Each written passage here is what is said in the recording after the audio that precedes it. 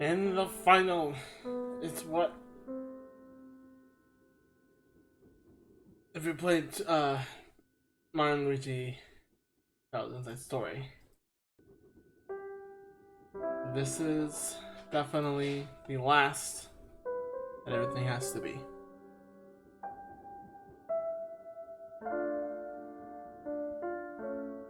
Oh, this is gonna be this is gonna be kind of hard.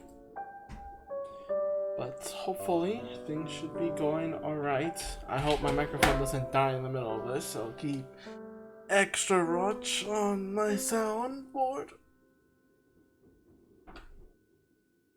But aside from that, it is time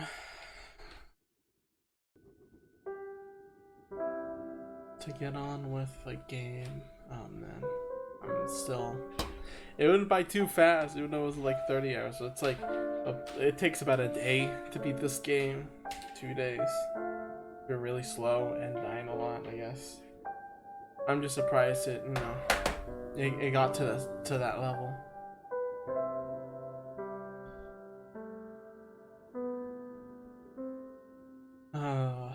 And how Christmas is part of a theme, you know, in this game.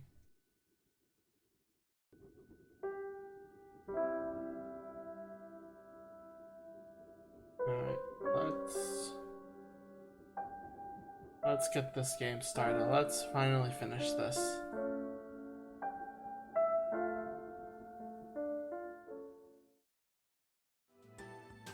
We're all good. Audio's good. Alright. Last time on OMORI. We've reached... Well, we completed some things in Faraway Town, but there still is stuff I need to do and that I need to look up in. Okay. I'll put this right here so I can still see chat. Okay, so we brushed the teeth, find Chris's mode, guitar guy, okay, visit the house, we cooked, we're gonna be Mincy, already did, go to the other side, one house, is a game patient, okay, we've done that, but I'm still gonna go around and explore just to make sure everything is okay, because we need to make sure, really want to make sure, don't want to mess anything up. A blue picnic basket. Nothing like Maury's. Wow, that's like picnic basket racism or something. Nothing like Maury's. This one's just a fake.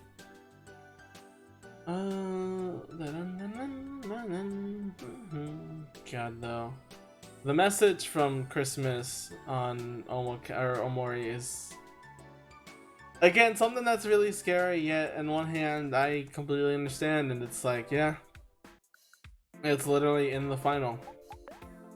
Do we have flour? Yes, we do. Okay. So the thing is that like OMORI posted about talking about the game being, you know, published and everything, and it's just I don't know. It feels like a goodbye message, which it pretty much kind of is, you know, like like I rang around other like indie devs because you know normally tamales on the market in defense of that can't tell is it tamales? I don't know. If you're feeling stressed, might suggest some tea. Earl Grey and a chamomile are good, but boba is my favorite. Like you know, I rag on the developers because you know they make a game that's like so good, and then it's like yeah they're not gonna make another game, you know, because you know it's not really it's a dedication to do it. It's like some guys can't just get together and make a small game, but it's not like they're gonna probably keep making them unless they know they can make a huge living out of it. Half healthy. Chocolate? Yes, chocolate. Or else. Oh my god. So love you. But yeah, aside from that, like, in the case of OMORI, it's just that it was a game that was made for an idea, and that was it. No matter what, it was supposed to be a game just for one idea. And never again. Never again in the sea of anything, you know. It's what you do.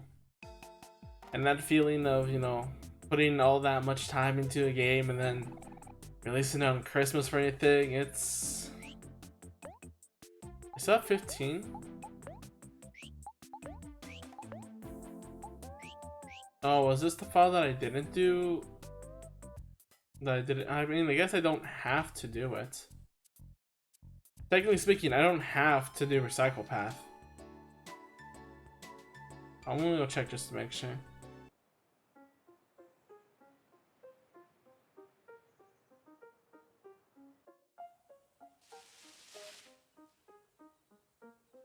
Okay, yeah, the cat's gone, so we defeated it.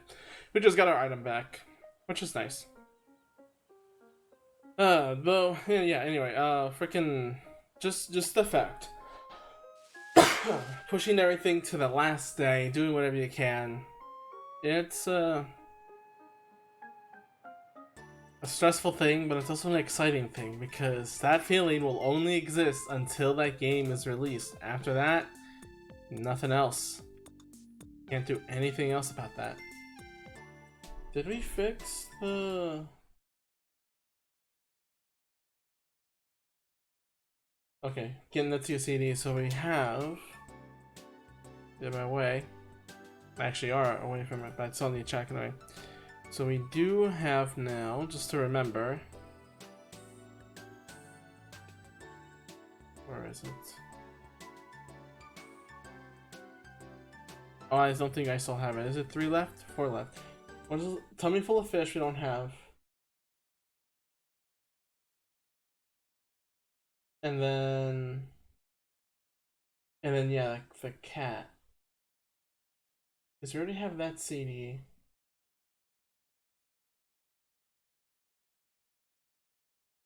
I don't remember. Oh, hi freak. How are you? Merry Christmas. It is the final Christmas for this. Okay, so yeah, CDs and then yeah, okay. He doesn't have to feed the cat in the afternoon. I'm just checking all over the town again, just to make sure we have everything needed. Which I think, yeah, we have nothing to do here. We have everything. I've done every single quest. I've entered to each and every one, a single person's home. Don't think we have to do anything else.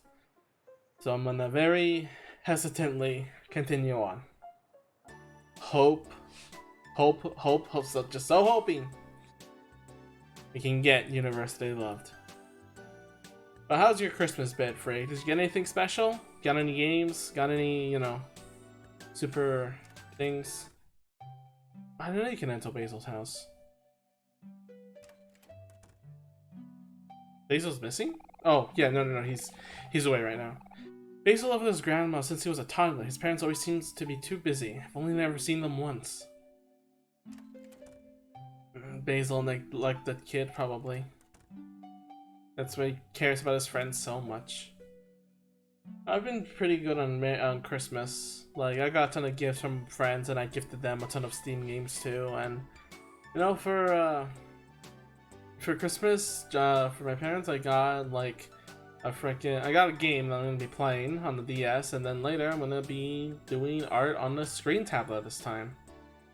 Rid of my PS5 storage for Christmas. Ooh, that's nice. More games on it.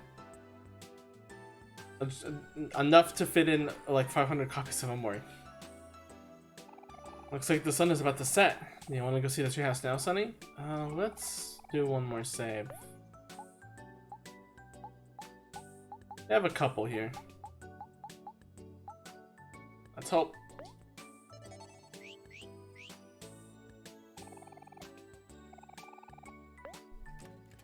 Bella, what are you saying? Yeah. I've been watching also Haruhi Suzumiya. In the meanwhile, and I still love that anime. Even if it's, you know, back in the 2000s and, you know, things were figured out, it was the most popular thing at the time. Like, just something about it, and I know what it is, I'll take too long to explain it. It's special to me, but, you know. Wow. I guess really are moving away, huh, Sonny? When I see this empty house, it all feels so sudden. But for you, moving away must have been a long time coming. I hope you can find some peace out there. Or, you know, some happiness. And my favorite speech of Hero. I feel like if there's a way to incorporate the entire, like, 4 friends getting back together after everything, I think the way, like, I little bitched around Hero, like, what he said to Aubrey and Kelp, but I think this line really makes up for it. There have been a lot of things that were unsaid these past few years, and painful memories that we kept to ourselves. But even through all that, I'm relieved that we're all still able to become friends again. I'm happy that we're all here, so that we can face this together. It's okay, Hero. I'll go first. I like that Kel is the one to step up, considering he's the one that's less faced. Hero is the second one that's faced, still very guilty though. Hey Sunny, when you move away, do you think it'll be too much trouble if you could... Wanna know what she was going to say. Actually, never mind, it's nothing. Aubrey is the third most traumatized, and finally the one that really had it rough. Maybe it's just my interpretation of the order, but you know. I remember just coming to this area. I knew, okay, like, I had a feeling it was a hanging. I knew that it was must have been a very traumatic thing to see for the kids at the time, but finally coming here and like seeing the tree trunk, realizing that that's a tree trunk that was being chopped down, and I mean that was an obvious, you know, connection, but seeing it for real, and I'm sad I didn't realize this until the end, like till the very end, but the fact that it's a tree trunk and where Nebu's room comes out from is a tree trunk is to repurpose that memory. And it became a whole like, oh shoot, now I know why it's a tree trunk. Because it was Sunny's favorite tree that was chopped down. Yeah, it is. It feels like forever ago, but I can still remember that day perfectly. I remember when Paul was going through this scene when I was with him, talked about how that's what trauma does. Despite it being so long ago, and whenever there's a trauma that happens, you remember exactly what that day was about. That that day was really busy. In the morning, I went out with Mom to buy some nice clothes and shoes. We spent all day shopping and didn't get home until the afternoon. I remember that day too. I went to get a haircut with Dad. Oh yeah, you were there with your dad too, Aubrey. You were preparing for something, weren't we? Yeah, we were. We were going to watch Mari and Sunny's music recital. It was supposed to be that night, but when we came home in the evening,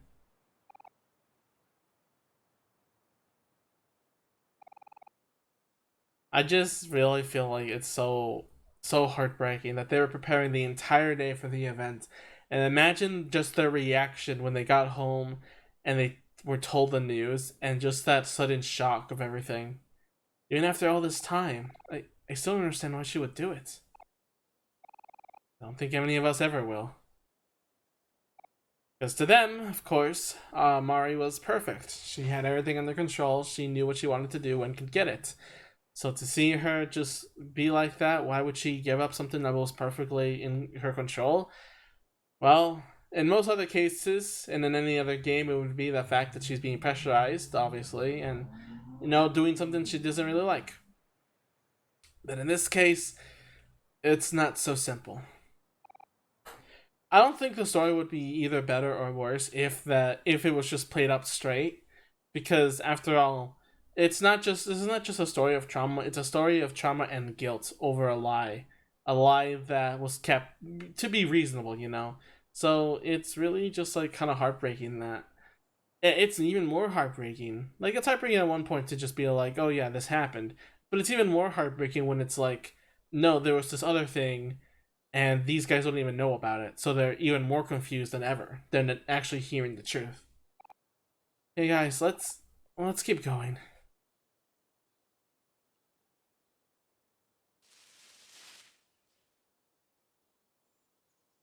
And stepping in the treehouse, the camera zooms outward because it's reminding you of one last thing.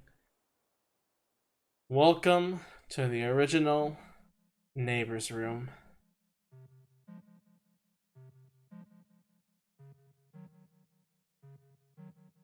It's so quiet.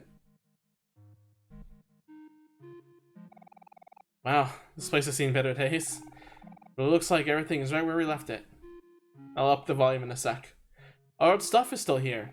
Hey look, here's our playing cards. That was the best at card games, wasn't I, guys? Mr. Plantig, oh, you're so dirty. Look at all these old books. So this is where all my cookbooks went. Ah, I think I just stepped on the jack. Ah, man, such good memories.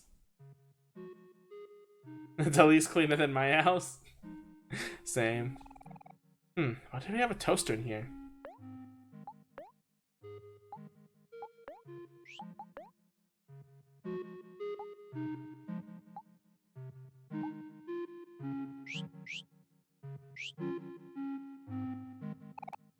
No TV. Cal brought it up here, but was pretty bummed out when he found out he couldn't use it.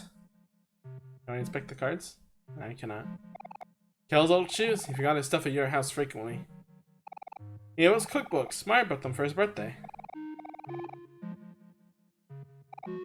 Man, that was the best at card games. I remember now. Care about this toaster in here. He said he wanted me to cook with it. Oh, such a weird kid.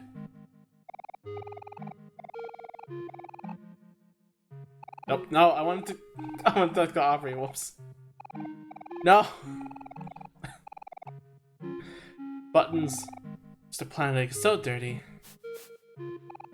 There, get this now.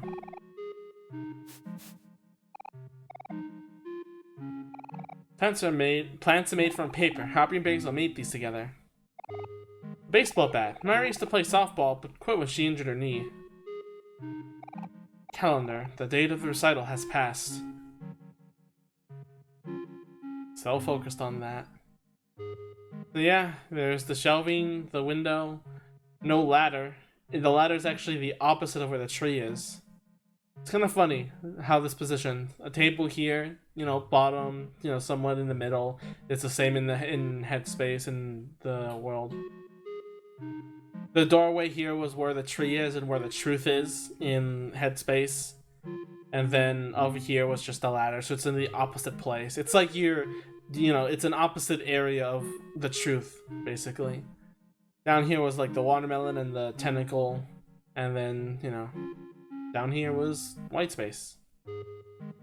The room isn't even, though. Or, no, it is even, but it's not odd to allow a door in there, so there's nothing in the middle now.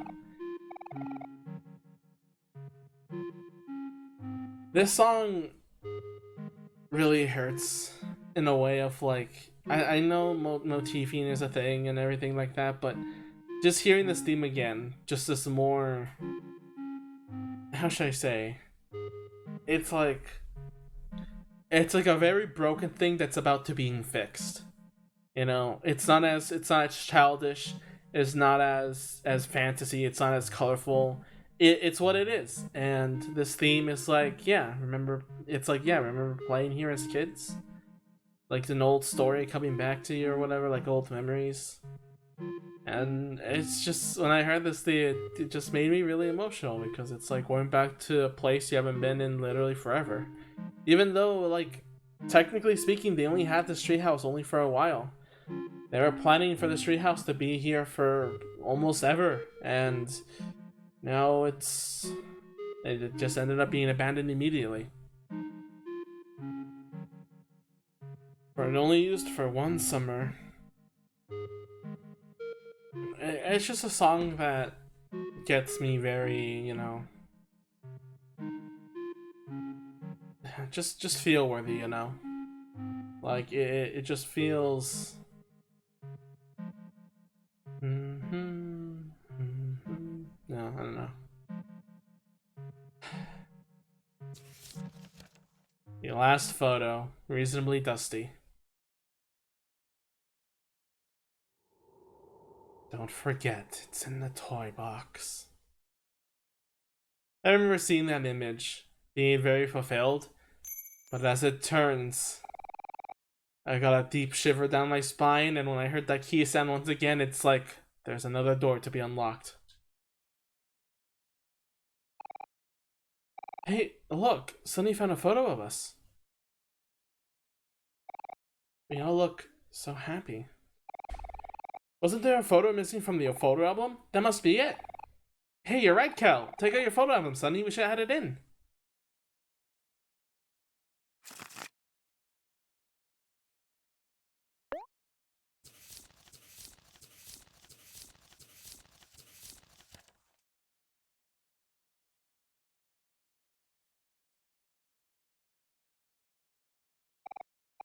There, now the photo album is complete again.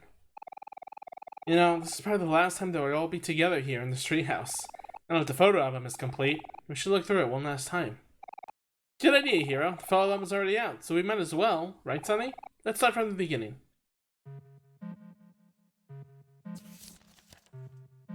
Well, I already did it last stream. I could have held back yesterday, but you know. This music is much more appropriate, though. Consider these are less dusty than these.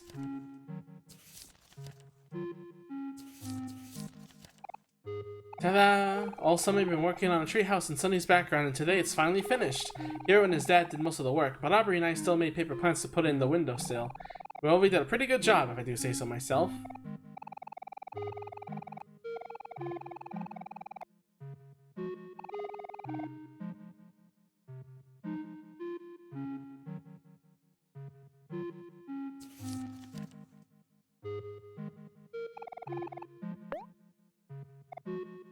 Also, I guess a bit of an ironic thing.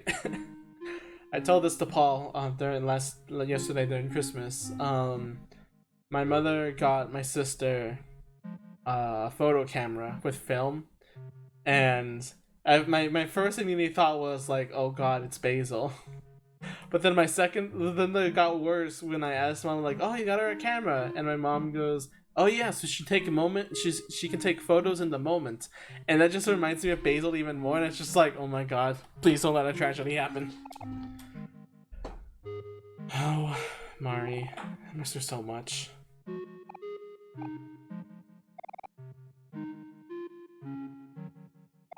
Hey, come on, guys, what are the long faces? Look at all of us. Look at all of us back together again. Mari would be so happy for us. Yeah, you're right. She would be. Only Basil could be here too. Huh? Hey, Aubrey, what's up?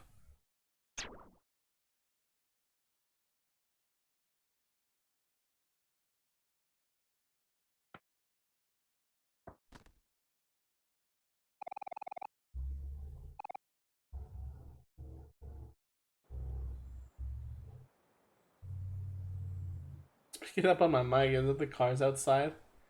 Oops.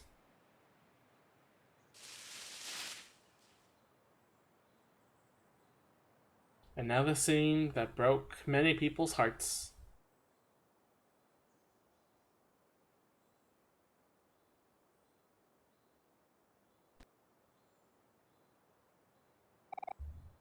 The windmill on the tree trunk. Once it was just a painful memory, and now Aubrey putting that on to make it a better one. Replacing it. Well, not replacing it, sort of ignoring it, but more of repurposing it of memories they had. After everyone drifted apart, I felt so alone. But now I realized that I was the one who was pushing everyone away. In a few months after Mari died, everything changed so fast. Sunny and Basil became more closed off. Gee, I wonder why. Cal made a bunch of friends playing sports, and Hero always seemed to be busy studying.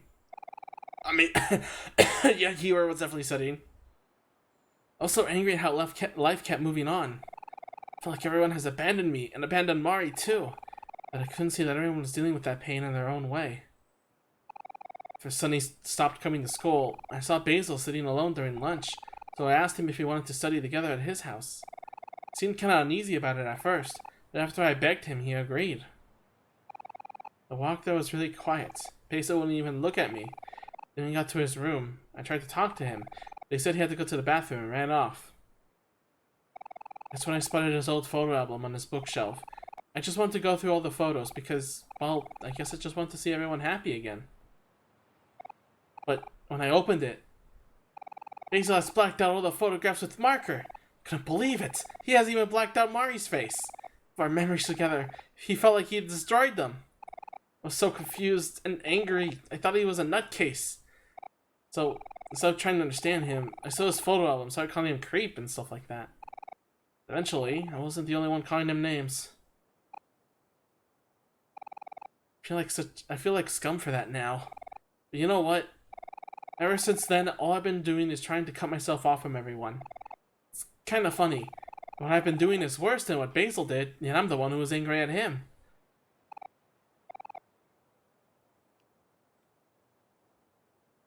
So, it hurts to see. First time viewing this, I didn't understand why Sunny backed off. I guess just being mainly afraid of what, Aubrey was saying, of his whole thing being because, like, oh god, I wasn't there for her or whatever. But it hurts now more seeing why he backs off. The entire reason Aubrey bullied Basil, the entire reason Basil's in that state, is because of Sunny's actions. And they still blame Basil for it. Hey, it's okay, Aubrey. We all made mistakes.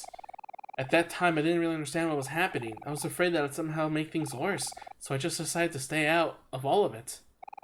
I'm really sorry, Aubrey. And I'm sorry to you too, Sunny. I was a pretty crappy friend. Basil is the best friend you will ever have. Don't doubt yourself, man. Still pretty young then, Kel. I'm the oldest, so I should have known to take care of everyone. I just... Everyone's here now, so it's okay. I don't deserve friends like you. Don't be silly, Aubrey. Of course you do. During all this time, it's pretty obvious that you still cared about us. I mean, just look at the photos in the photo album. There's no trace of any black marks you're talking about anywhere. You can see our faces just fine. I don't suppose they just all cleaned themselves, did they? It's alright, Aubrey. I promise from now on I'll always be there for you. Yeah, I promise too. You shall all be here for each other. Hey, you know what? I think this is the perfect time for a big group hug. Group hug? Oh yeah, count me in. Wait just a second. Ready or not, here we come. Sunny doesn't even move. God. Aubrey's expression, Sunny, and Kel and Hero, it's just nice to see them together again. Should go see if Basil's back home later today. I need to apologize to him, and I think right now he's probably the one that needs us the most.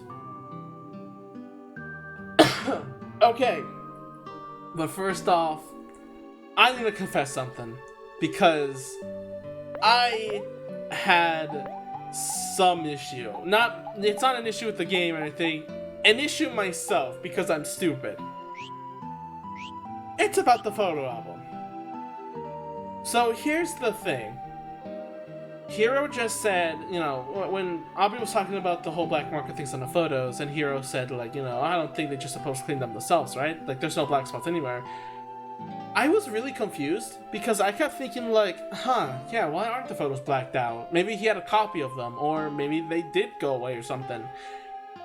I didn't just get that you can remove markers on photos with, like, you know, very precise, like a razor or whatever. I didn't know that.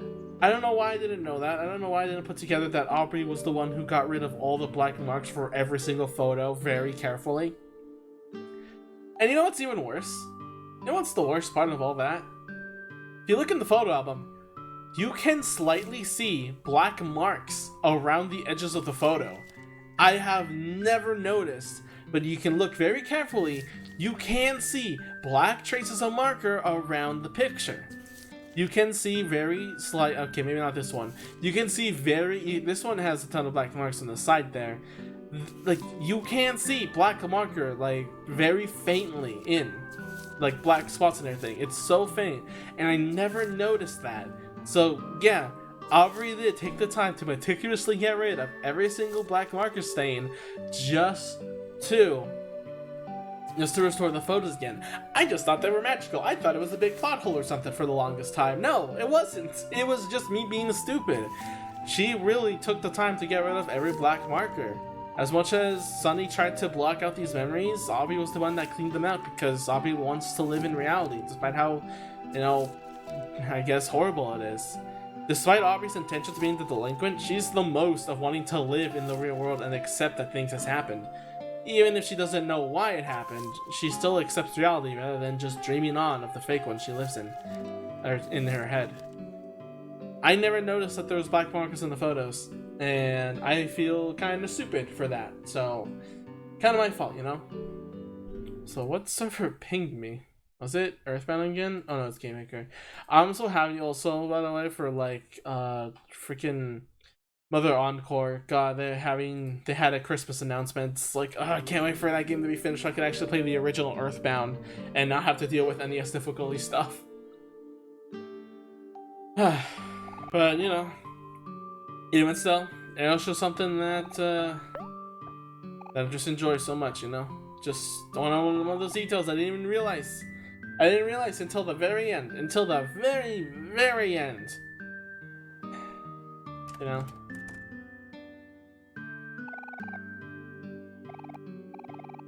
Can we actually play with these guys? We can actually play here.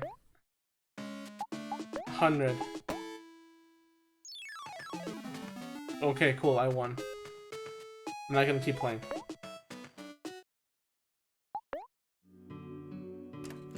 Maybe someday.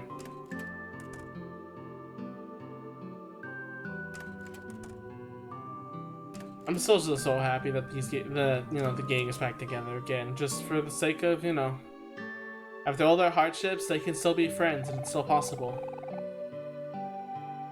We have Window XP games where Space Cadet. Oh god, I remember that. I remember more Space Pinball. Or like some other like very cheap games just for the sake of, you know, being there because Mother got a ton of shovelware PC games. Alright. So let's do we'll just go to every single house. I don't think we have to do anything with Kel's family. We'll just go visit every single place before we visit Basil's house. And I can't help us just keep saying Basil over and over again for some reason. Just like here I am in chair stream.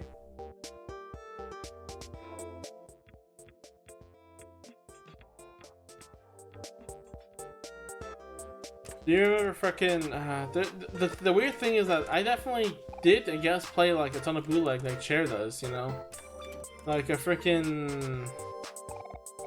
Oh, they're not here, they're in the park, I'm an idiot. I remember like this CD called 505 Games and I cannot find it anywhere else. I would love to I still have the CD, but I would love to find a way to download it just so, you know.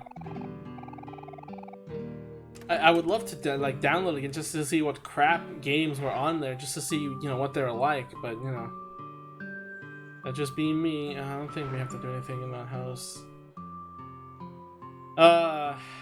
Seeing that and then slowly disappear. Gets you uncomfortable a little bit because you know what's coming.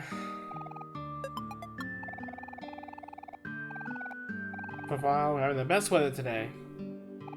Hey, James, here's one burger for each of you, as promised. You got 4 hamburgers. Wow. It's been a long time since I've seen all of you hanging out. Reminds me when you're all still children. Sunny, good luck with moving away tomorrow. Remember to visit every now and then. I know Kel's gonna be lonely without you. Ah, Dad, stop it. You're embarrassing me. Oh, is that something like that's on PS1 demo disc? Ooh, nice. Then you have a good one. It's one to cherish, son. Friends can be for life, you hear me? Don't worry, I'm trying to do that now. Cherish the people I have now. Well, we're not gonna go to any dungeons, so might as well. Cheeseburger. Hamburger. A cheeseburger without the cheese. The hamburger's ingredients blended together flawlessly. All I was missing was cheese. I wonder if there's some achievement where you can actually have like a slice of cheese and then eat it, like, and then it'll be like, oh, it does have cheese. It's important for everyone to eat, okay? We can't have everyone starving on this journey.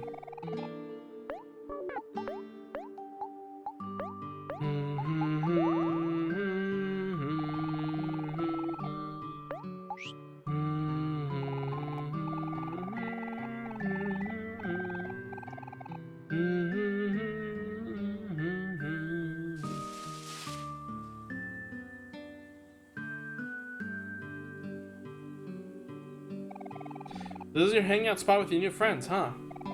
Yeah, so what? Nothing really. Can't blame you.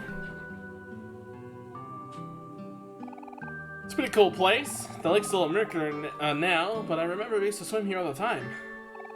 Looks like the same as it always did. You just had lower standards. Maybe so, maybe so. I think this is the first time we see this photo with the like blush on it. So, why did we stop swimming here again? You don't remember? Why did we stop wanting to come here after the time Sunny almost drowned? Oh man, I completely forgot about that. Cal and I used to do tricks jumping off that statue, but when we asked Sunny to try it, he froze up and fell into the lake. You remember, Sunny? It all happened so fast. Even though we were already in the water, it wasn't us who saved you. No, it was Mari. She dived in before we could even react. I'll never forget that moment she carried you out of the lake. When you finally opened your eyes, she fell on top of you and burst into tears. I have never seen her that way before. Mari really loved you, Sunny. You know that, don't you?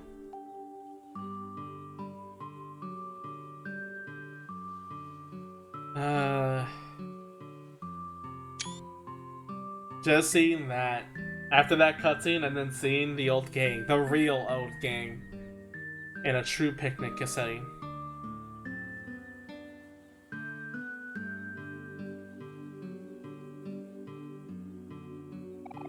Hey Aubrey, what do you want, Kel? I've been thinking, we get into fights all the time, huh? Yeah, we do. But even after everything, we're still friends, right?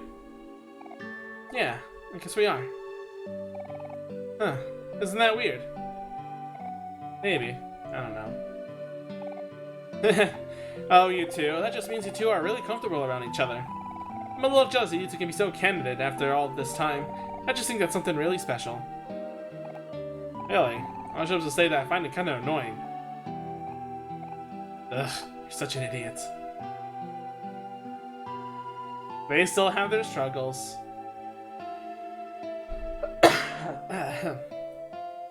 There you go, check back with the doctors, maybe tomorrow. Get more medicine, and then die of medication. Probably, hopefully not, but that could be a possibility. We have some trash. How much money can we earn? Back at the park again, Mincy? What are you gonna draw this time? Hey, Kel and Sunny. I'm not drawing anything this time. I'm just sitting here enjoying the breeze. That's good. You've been working hard drawing all weekend. It's important to relax, too. Yeah, I'm still really anxious, though. How my portfolio will be good enough to get into art school. Being an artist has always been my dream, but sometimes I get in my own way. Thanks for everything these past few days. I think I really needed it. Huh? What did I do? It's nothing really, but I guess just telling me to keep going and stuff. I feel like I need a little push sometimes, know what I mean? Not really. I'm still glad I could help you out somehow.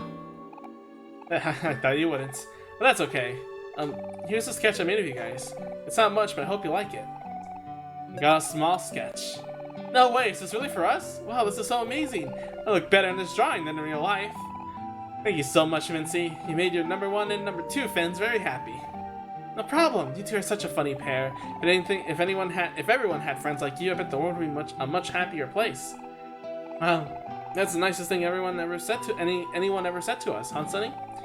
You get into art school, Mincy. Don't forget us when you become a famous artist. You don't have to worry about that. I definitely won't forget you guys. Not ever. My little friend. And a reward is one of the best things ever. Small sketch. A gift from Mincy. Cute. I like how she has her signature and everything. But yeah, it's... I just like that she also captured the essence of Sunny just giving a thumbs up with the coldest face ever. I think we already talked about this conversation before, so yeah, we don't need to go with that anymore. This internet is indescribable. How you liking your Gold Watch? Yes, same thing as always. Brothers and sisters, we must all accept that we are trash. Yeah, though we may be trash, as long as we remain biodegradable, we may yet be saved. And finally alone, as the guys that were here are no longer standing. And it makes you think, were those guys really there? Or was they just part of Sunny's imagination yet again? Look at the news station in the city, but sometimes I drive to faraway park during my breaks. And there's just something really relaxed about this place.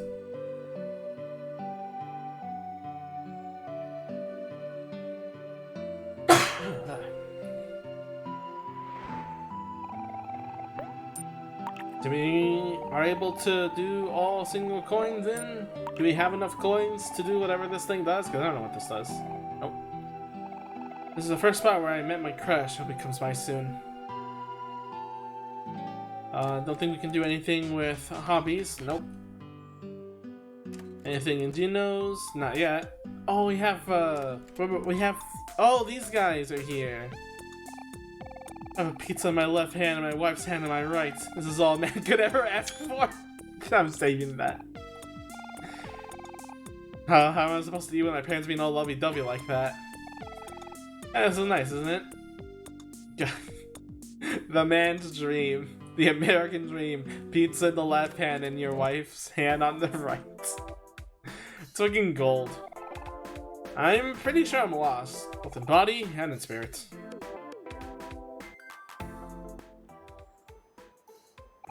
Flowers are so pretty. And we have Basil here, just him alone. It's like Charlene could be the next Basil. I imagine headcanon that after the event, him, Basil, and Charlie get to know each other a lot. That's my headcanon, it's permanent. So actually no, you know what? It's canon now. I'm the controller here. I'm in control. I can command the story for whatever I want.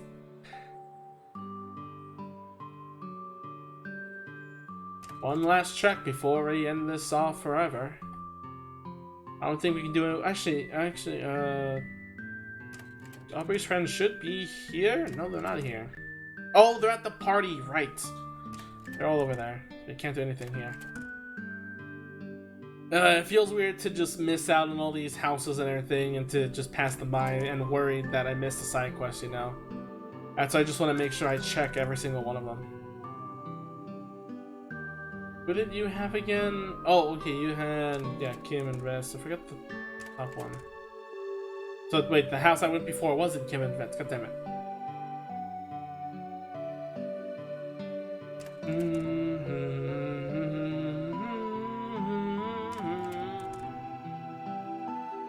You are... Which house was this again? Was it She's girl or was it She's girl beforehand? I don't remember which house this is.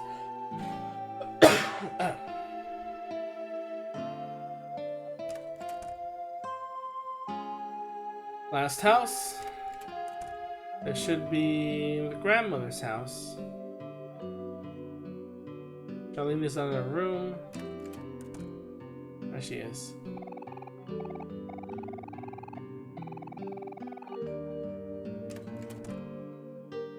Really, nothing that much changed, I guess. I just get really paranoid. You know me when it comes to missable content in video games and achievements. You know.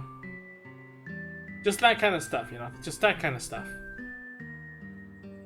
Alright, Basil's house will go in later. This guy we should be done. This one, what was this one again? Was it just the garden shears? Don't tell her that. She's gonna be late for dinner. We got Chinese takeout tonight. I think she's the one that's like all the way... Oh, she's waiting for a crush, I think, right.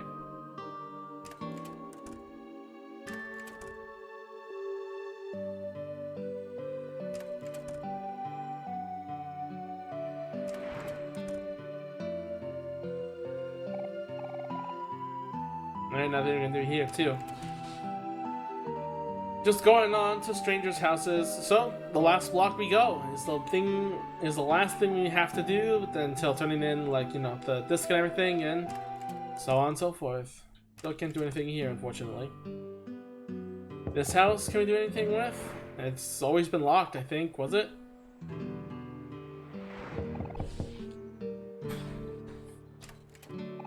Hi everyone, come on in. The party's already started.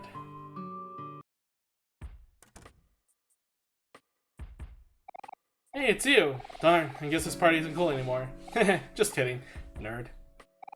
Anyways, Aubrey told me you were moving away tomorrow. It sounds kinda sucky, but I'm sure you'll be okay. Oh, that wasn't me grumbling. That was my stomach. I better start on this food before it's all gone. Parties aren't really my thing, but this is kinda nice. I guess it's true what they say. Food always tastes better when you cook it yourself.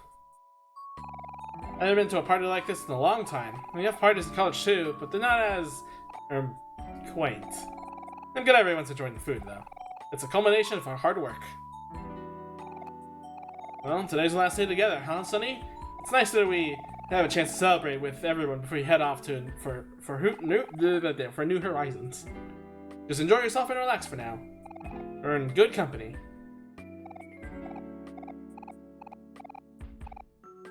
Food. Quality time with my two kiddos. Who can ask for more? Welcome to our housewarming party. Please make yourself at home.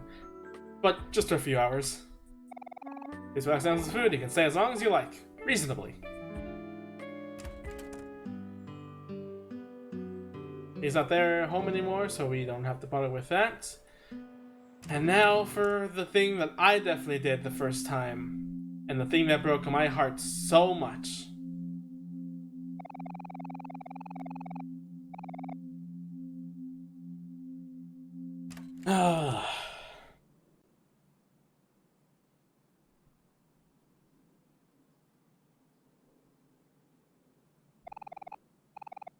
Let's feed it some fish. It is the light cat. And it goes away forever. You got a tranquil CD. Get the feeling that it's the last time you'll see that cat again. Tummy full of fish. My dearest Mari, the sun shined brighter when she was here.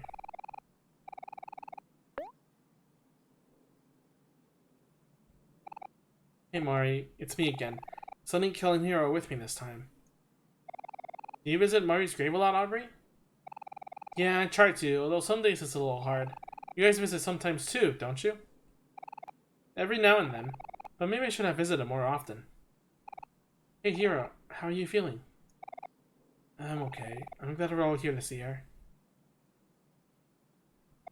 Hey Mari, I'm sorry I haven't visited you yet. I was being selfish, I think. It's been so long, but I still miss you more than ever. I'm sorry I wasn't there. It hurt so much when Hero was saying that, thinking he was the reason that he wasn't there for her. Well, that wasn't really the case at all. Hero, you don't have to be so hard on yourself. Yeah, we're here for you if you ever need us. Thanks, guys. Don't worry about me too much, okay? Here. This is for you, Mari. From all of us. I'm ready. Let's go. And when that cutscene ends, I saw the sparkling. Just instinctively, just because of the entire game, sparkling means an event. It means something you go to your friends. I just instinctively walk up to it and read the line that broke my heart.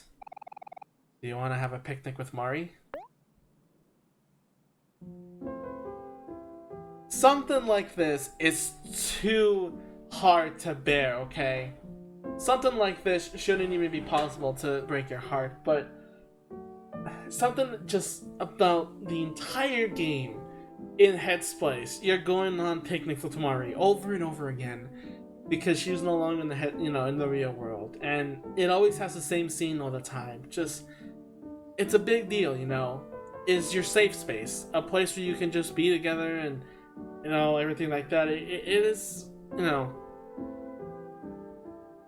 it's a place just to have with your friend. It's just a thing you always remember, and it just hurts even more when, well, you see that text one last time, and it's like, oh.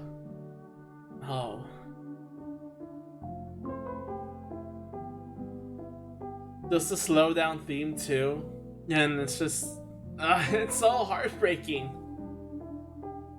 Just seeing that text, that line of text, that option when it shouldn't really be there, it impacts so hard, and no other experience has made me feel that way before. Many dialogue has been repeated, to be used again as like a little motif with text and dialogue and stuff, but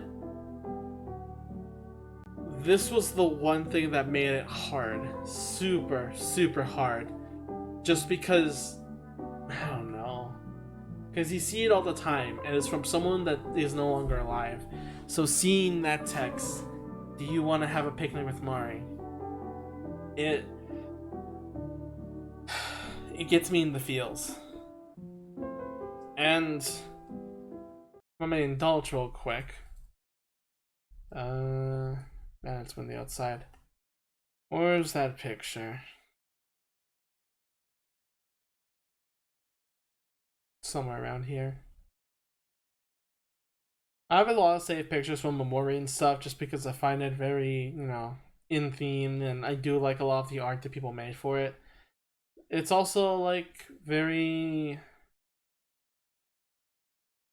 it just what I imagine when instead of seeing sprites, I see art, and the art that they show is, what the scene is. If I can find it, please, like, definitely download this. I just gotta find it. It's around here somewhere.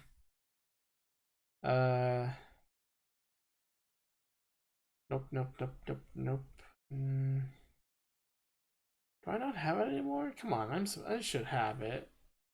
Was it maybe a lot later?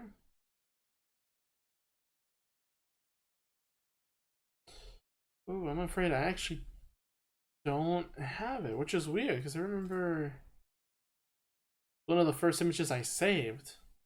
Hang on, give me a little more. I want to go one last loop again. Here it is. Okay, well, this photo. Don't know who drew it, which I can have the credits for it, but I do not. It's just what I see when I see this picnic again.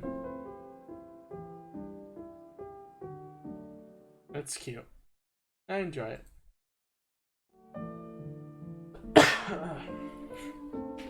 Alright, well. God.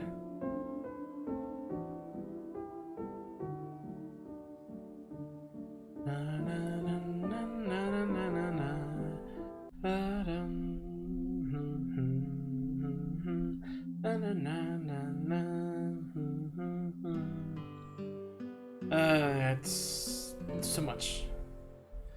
With that CV in tow, though, it's now time to get one last achievement and ignore Basil completely. But then I'm gonna go check to see the taskbar, to see the little task page to see if I have completed everything, and if I do, then we'll finally finish and get the final achievement.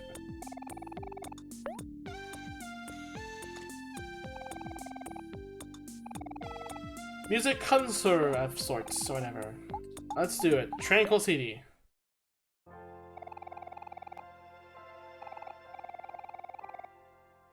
Firefly Forest creates catalog by James Roach.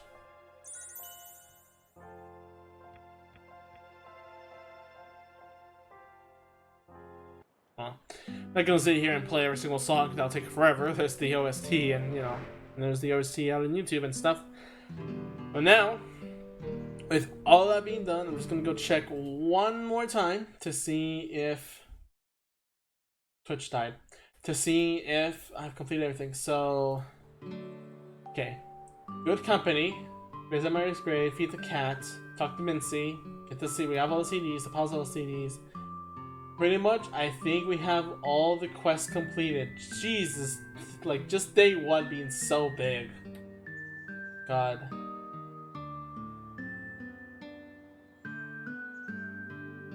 Let's hope that's all of them. Let's hope that's all of them. This is the wrong house.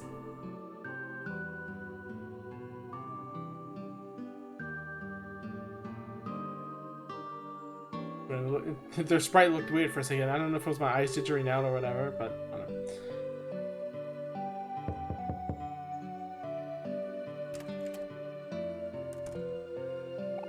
Oh, thank goodness you guys came back. Is something wrong?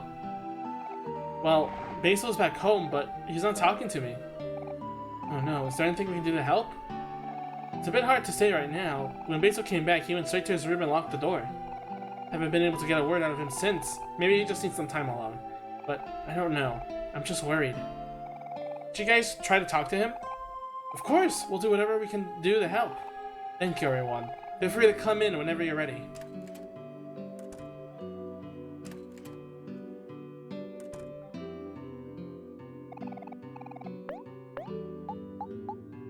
End game now.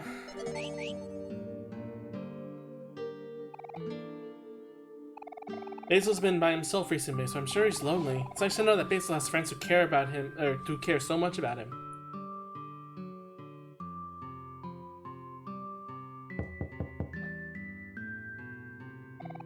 Hi Basil, it's Hero. I'm here with Kel, Aubrey, and Sunny. We're all here to see you. Do you think we can do to help? We just wanted to let you know that we're here. Let us know if you need anything, okay?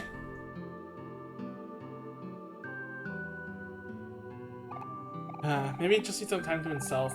I'm really sorry to bother you. Don't worry about it, Polly. We've all been there before. If I learned anything about these past few days, it's that friends should be there for each other. Hey, Basil. This is Aubrey. I just wanted to say that I'm sorry for the way I've been treating you. Will you please say something? We just want to know that you're okay. I think we should stay here for him. Yeah, last time we all made the mistake of leaving each other when we needed each other the most. This time, we'll stay together. Holly, do you think we'd sleep here for the night? Oh, you're all so kind. Of course you can stay over. I think Base would really appreciate that. I know it would mean a lot to him. Awesome! I call the couch! This is all happening so fast. Okay, since Kel wants the couch, everyone else can have a quilt. We have lots of those. I'll go grab them now.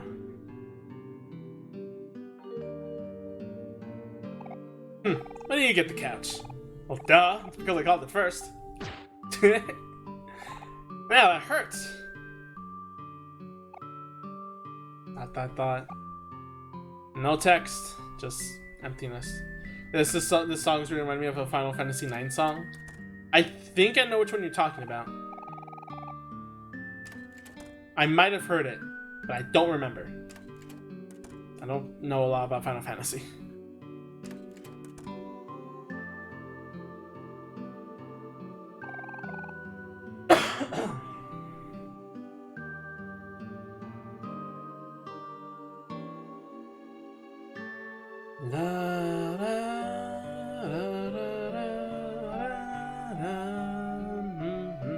Think of Village of Dolly theme. I don't know what that one is, but so I'll just say, yeah, sure, you're right. I really don't know. Also, I like that you can see in their faces like what they're arguing about and everything. It's just fun, good old times, you know. You can say you can tell what they're talking about just by the faces alone. And now it's time to sweep. Or is it? No, it is. It is time to sleep. Hey, Sonny. I know this probably wasn't the night in town you were expecting, but I just wanted you to know that even though you're moving away tomorrow, we'll always be friends. That's so cheesy, Hero. Hey, I'm just saying what I'm thinking. Hero's always been such a big softie, just like you, Aubrey. What did you say? It's nice to hang out like this again. It's been so long. I've been so busy with school and studying, I didn't really have time to make friends anymore. Well, always have us, I guess. See, I was right. Look who's a softie now. But yeah, it's true. I know we'll always be there for each other. Just like I know that Mari's still with us too. You know, I hope we'll be able to see Basil before you leave tomorrow, Sonny. It'll be nice to have a proper goodbye. Yeah. Man, I'm getting sleepy.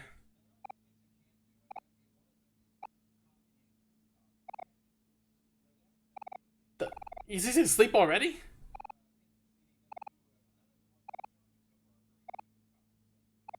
Yep, that's Kel for you. That part of him hasn't changed a bit.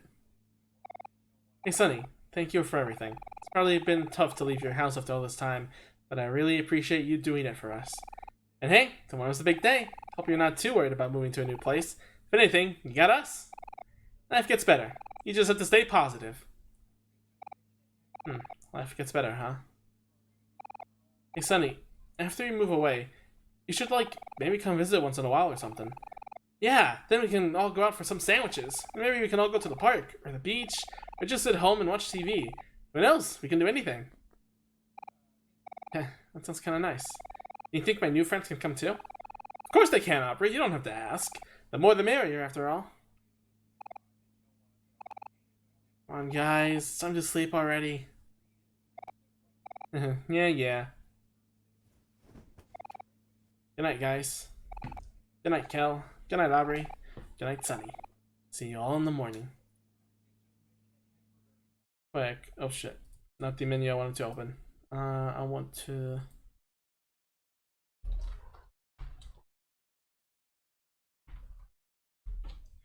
There we go. And finally, one last visual motif, whatever it's called. Instead of 3 frames of the room being lonely at night, we see 3 frames of our friends quietly sleeping.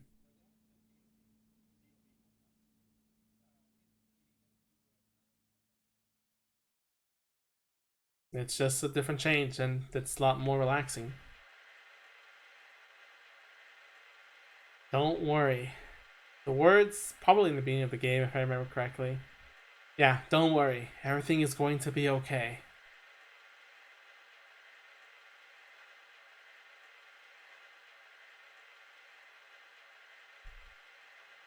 Will you forgive me?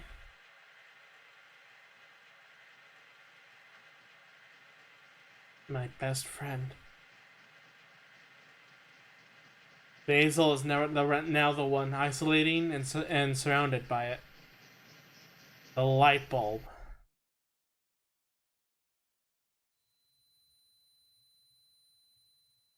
And for once, Sunny is the one waking up in white space, which made me go like, oh shit, you know.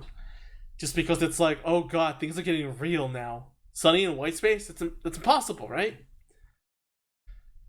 So why does this change happen? Well, it's because Sunny didn't know. If he just played the Hikikomori route, Sunny would never know his friends are also struggling, and he wouldn't have to focus on him, on Basil, rather than just himself, self-loading and dying, you know? And this still scared me. I knew it was white space, but to see OMORI there. Dot dot dot. Seeing Omori's portrait for the first time. It's just somewhat very uncomfortable.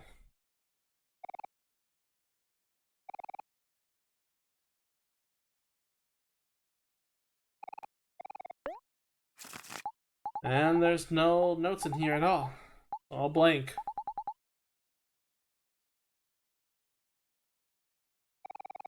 A light bulb hangs from the ceiling. Do you want to destroy it?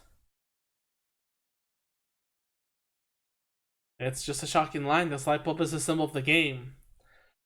But I can't talk about the light bulb because a light bulb, or the black light, just a regular light bulb, is supposed to be a light. It's supposed to be an idea, you know? It's always used by that. It's always used in like a cliche or like a little, thing. It's always meant to be the idea, what is shining in light, what brights up the darkness. So what is a black light bulb? Well, it is the containment of an idea. To contain it, to stop it from spreading, to keep every darkness inside of it. A light bulb shines the darkness, but a black light bulb shines, well, I guess it's obvious to say it's the opposite. A light bulb shines through the darkness, while a black light bulb contains it. And it's just a good, it means a lot, I know. There's a ton of metaphoric stuff you can talk about it, but I just like that it's just simple as a light bulb, the opposite of a light bulb, It's one of those simple ideas that you could say, a couple of different stuff or whatever, but when it comes to symbolism, sometimes just a simple object being reversed can be enough. Destroy light, embrace water. Oh, hello. I don't know how to pronounce that, but thank you for hosting. Let's destroy the light bulb.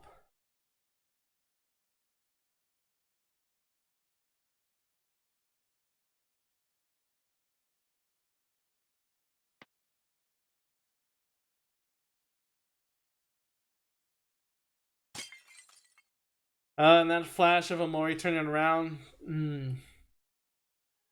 That's scary too. But with the darkness broken, the fear shows up into one of the most tense fights ever.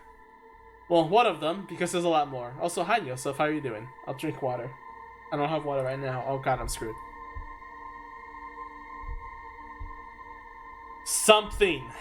Oh, Nori, it's you. It doesn't appear in parentheses, so I couldn't tell. Hi, Nori. How are you doing? Something is here. Something dragged Sunny to the shadows. Doing pretty good. How's your Christmas? I'm doing good too. I got a couple of things for Christmas.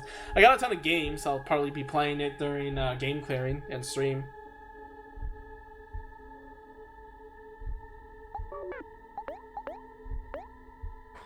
This fight is interesting. I'll talk more in deeply about it, but I still like it. I like facing now a real fear. This thing has been haunting through Headspace the entire time, and to finally go ahead and see it face to face, not by attacking it, not by damaging it, not by any of that, by using the skills, calming down, focusing, and persisting. That's how you deal with a fear, not by imaginarily fighting it. Got a few games as well on a new phone. Ooh, nice. I didn't get any new phone. I'm good with the one I have. It's really nice. I have some issues with it, but otherwise it's like really good quality. But yeah, I'll be playing some of those games on stream eventually, and it's it's Christmas. I'm having a blast just streaming this as a finale because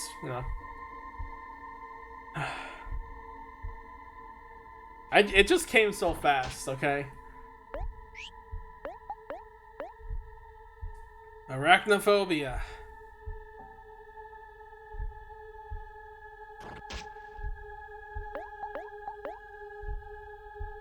Also, Nori, how's your Christmas too, by the way? How's your Christmas? You got any good gifts? Got any good games? Got some socks or anything? While I try to... Also, actually, this reminds me of something else too. I just remembered. For the longest time, Pudium, you might remember Pudium talking here. When he played this game for the first time, he kept saying me, like, like, oh, whatever this fucker is, I'm gonna fight it, you know, like, fuck it, I want to fight this thing so badly, you know, because he's always there and he always runs away. And then when we got into this fight, he just sends me a picture and he's like, wait, I don't want to fight it anymore.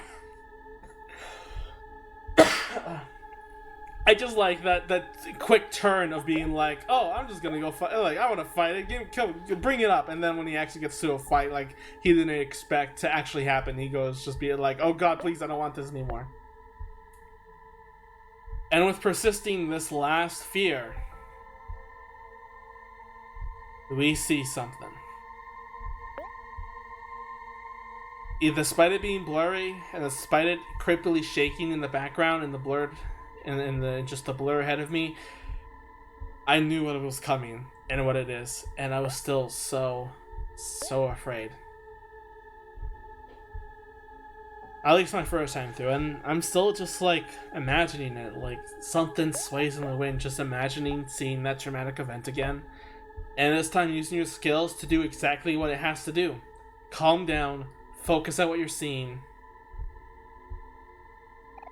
Feel like your life is in danger.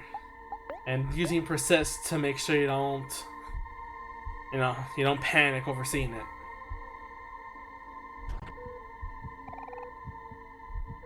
Your lungs tighten up.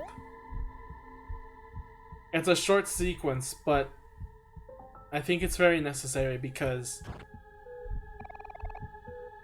in a way, this is how to deal with traumatic experience. To face it and try to overcome it. Obviously not as simple, but considering the entire journey that Sunny took, I don't think it's the fact that this one sequence gets over his fear. And even still, just because, and I will even explain that even later, it doesn't even work. But I also like this idea right here. Calming down to restore heart. The next scene, when you get the ability to overcome, you hear your heart begin to steady. It puts a different context on your heart meter. You always think it's supposed to be health, like damage done, but then you realize it's supposed to be, your heartbeat calming down, your tension inside of you. So in order to overcome, you need to fill up your heart. And once you do fill up your entire heart by calming down, you gather all your courage and learn to overcome. Overcome. Gather all your courage.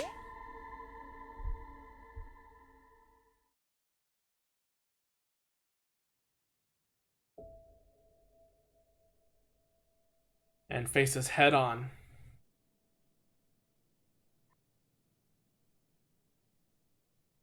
We see. You got a light bulb. I'm gonna go and get my water bottle real quick because I forgot that, so I'll be right back.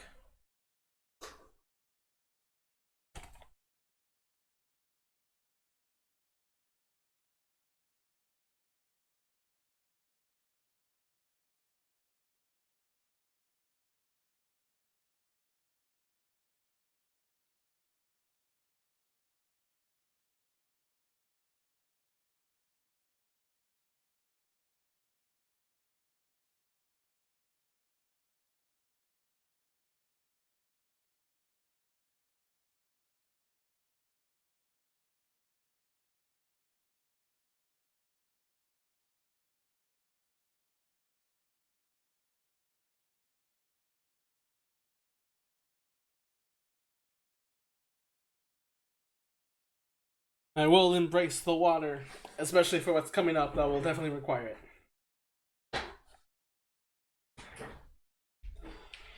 You got a light bulb. It wasn't pressing and it wasn't active on the game. There you go, I'm here now. I am real! Huzzah!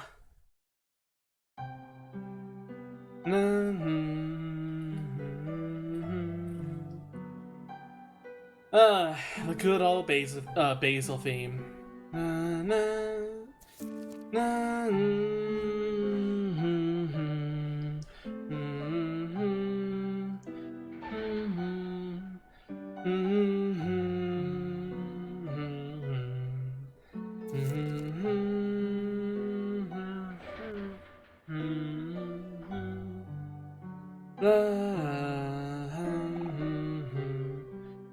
Sunny. Now we have another portrait. This is also by the mod, but the colors are definitely different. A mix between Dream Basil and Real Basil. Sunny, you're finally here. I've always dreamed that you would come back for me, but maybe it's too late. The truth of that day would be hard to accept. When you see it, you have to stay strong. And if you can, please, forgive me. Got Basil's photo album. There's still hope for us, because you're here. I believed in you and you came back for me, so please, believe in me too.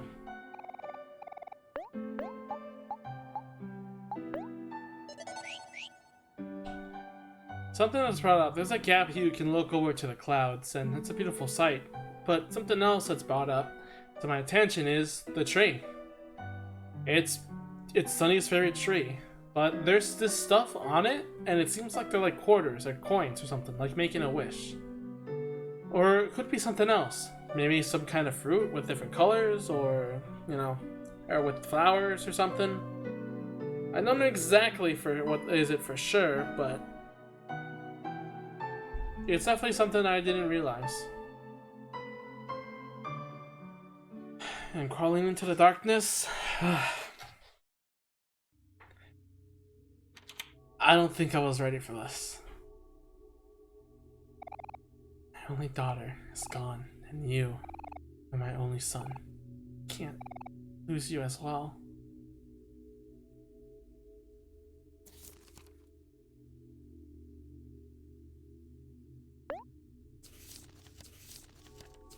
The Dark Photo Album.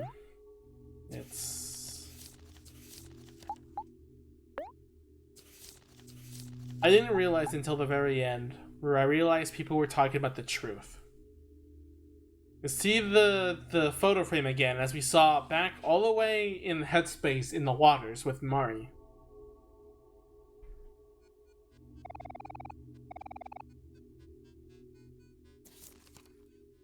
And it wasn't until this sequence that I realized there was something more to this.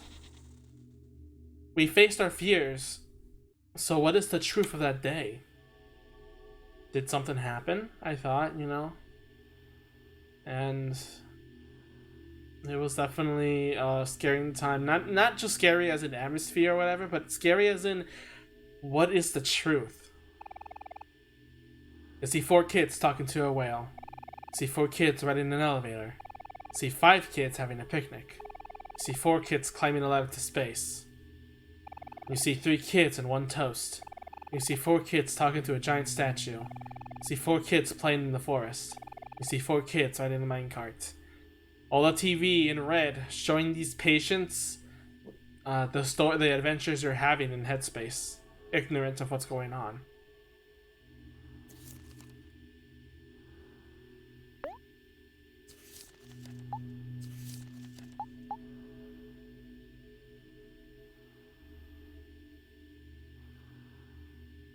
You can hear like slight breathing too. It's creepy.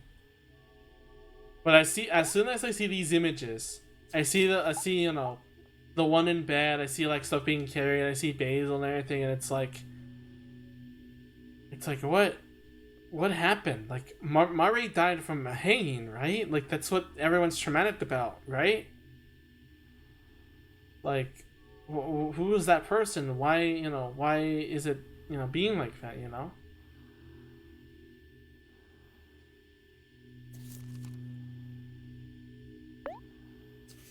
But it's a sequence I still love because, well,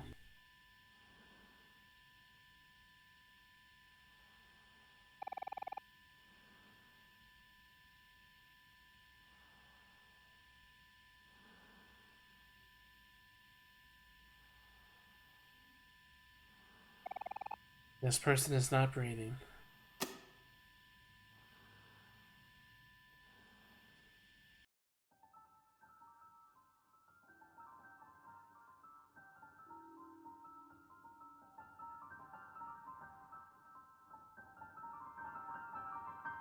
The long staircase down that we first tried to climb down all the way back in the beginning of the game is back. Except this time, we get to see the bottom of it.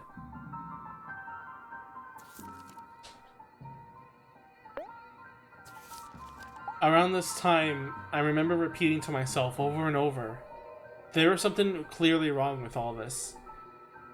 And I kept saying to myself, the truth? It couldn't have been something worse, right? I kept seeing this and thought, oh no, don't tell me. It couldn't be, right? I kept saying to myself, like, oh no, what did you guys do? What is it? Sonny, don't worry. Everything is going to be okay. This person is not breathing.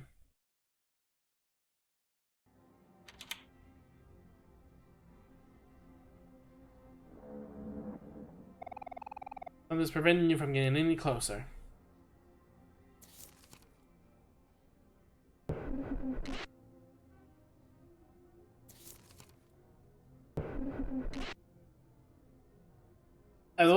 I think the whole finger thing not only shows the self-harm between Sonny and the fact that he did the trip and everything, it shows that even self-harm was included, but also the fact that pretty much that as much as it hurts, like not only to Sonny probably, but to me as well, and the hands being another figment of what is, you know, what is the truth, what our hands for. Also knowing the picture of the violin, if you never noticed, he is the picture we saw at the very beginning when a photo slipped out of Basil's photo album for the first time and asked what it was. For a frame, it was the broken violin. And while I land in disbelief of wondering what happened, as soon as I saw the truth, I just started crying because no, it couldn't have been like that, right? The entire time I thought it was just that that Mari was a perfectionist and just ended her life without anyone knowing her reason. But seeing this, seeing that it was a lie the entire time, it hurts. This time we're here with Sunny in this room where Omori and Basil used to be in. You want to screw in the light bulb?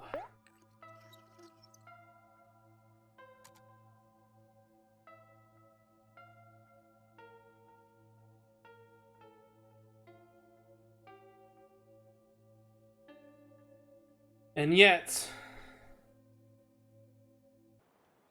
sit on the chair long enough, everything looks fine. The air feels nice in here.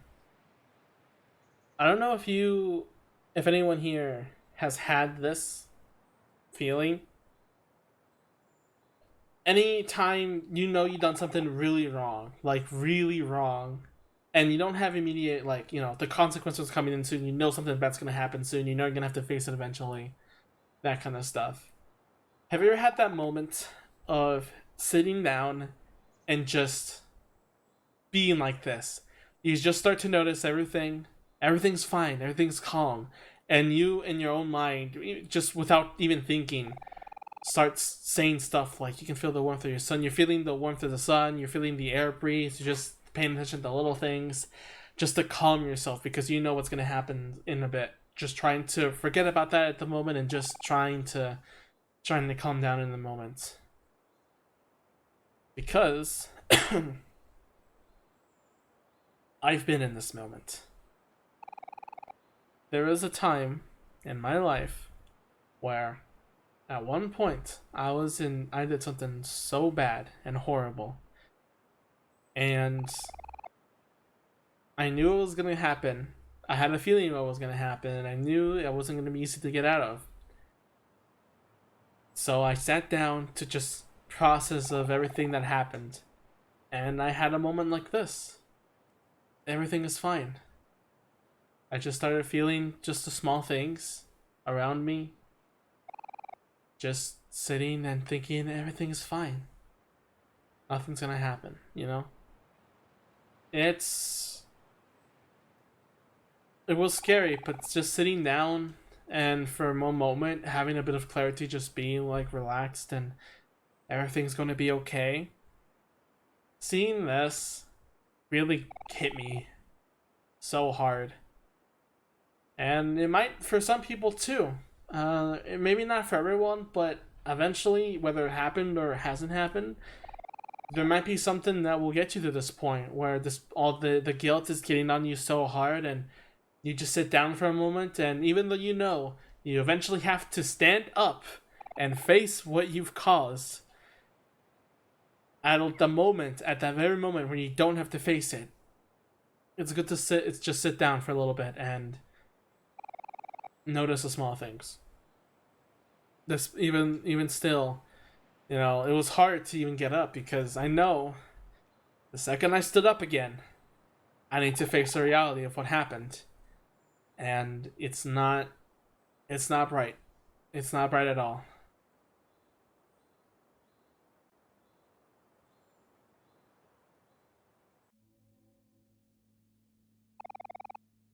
You want to pick up this photo?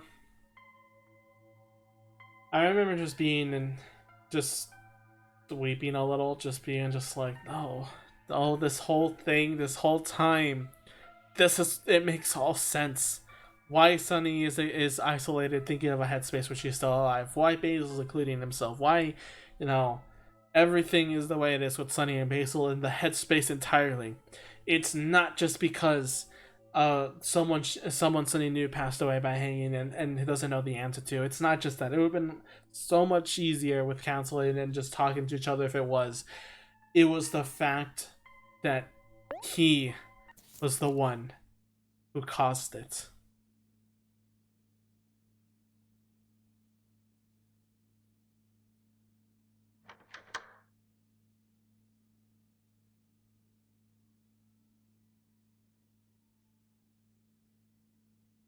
It makes you think that you're a horrible person when you've done something like that. And I definitely also feel the exact same way. So often, just eyes staring back, the red of everything, just looking back of everything I've done and just needing to accept that fact, you know? And now,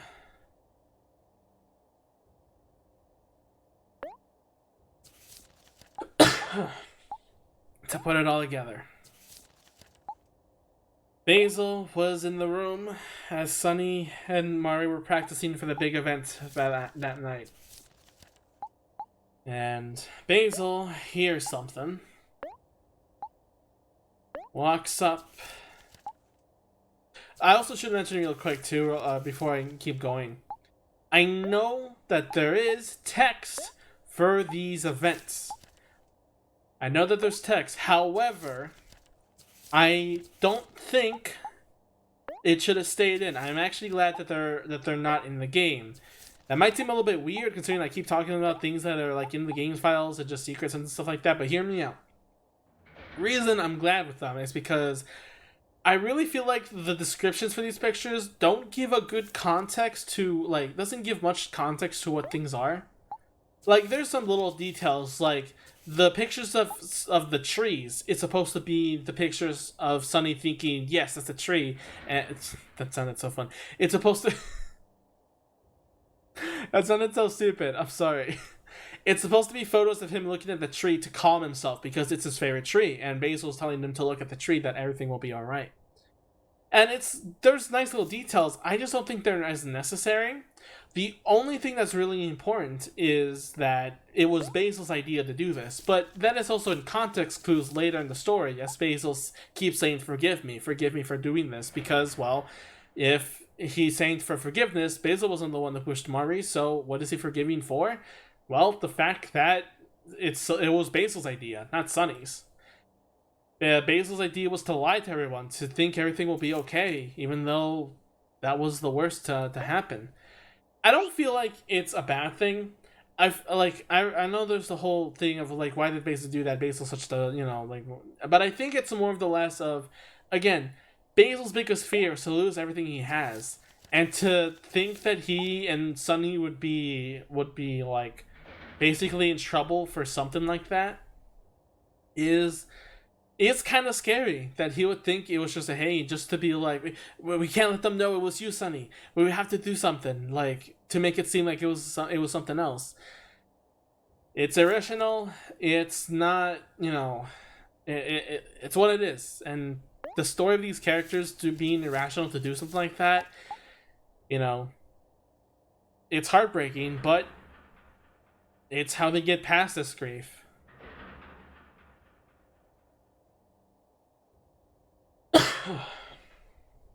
And I was definitely heartbroken. Definitely tearing up that was the entire reason that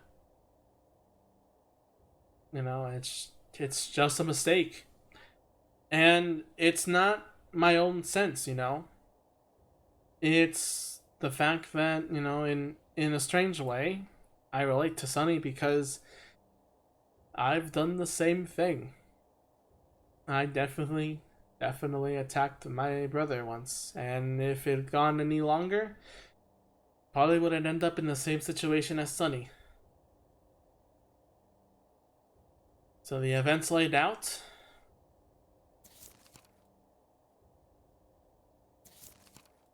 Basil hears noise coming from the other rooms as he's getting his photos in place. He sees a broken violin in the bottom of the stairs. He looks up to see Mari and Sunny seeming to have an argument as Mari tries to put him down. Sunny tries to escape to his room, back to his white space, but Mari tries to stop him. Sunny just instinctively pushes Mari, not knowing that the stairs were right behind her. Mari, with her bad knee, trips and falls all the way down the stairs on top of the violin. Sunny, realizing what he's done, comes walking down, calling her name. They check on Mari, and they see that she's hurt, and she's not moving. They carry her up. Maybe she just needs a little rest. Maybe she just passed out in the shock. The look on Sunny, just thinking everything will be okay. Nothing really bad happened, right? They put her to bed, waiting for her to wake up again. And then they realize the situation they're in, that she's not breathing. She really is gone. Basil tells Sunny that everything will be okay. And no matter what, they have a plan. Basil gives Sunny an idea to make sure that everyone don't blame Sunny for this and distance themselves from him. They carry Mari back down the stairs quickly. As they open the slider door, Basil, with a red look in his eye, sees the favorite tree. This tree. Basil, with the knowledge of toys, I guess, and the toy box that's scattered around, grabs a jump rope, somehow knows how to tie a noose, and puts Mari in there. They leave her there, and as they're backing up, Basil tells Sunny to not look behind them, to just look towards the house, don't look behind you. And know that no matter what, whatever was behind there, whatever pushed Mari down the stairs, whatever caused anything to happen, it was something behind them. Once you see it, it's hard to unsee ever again.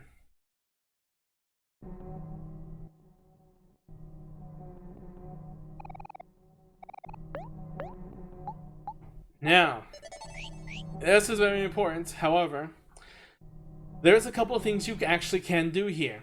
For one, you can outright leave.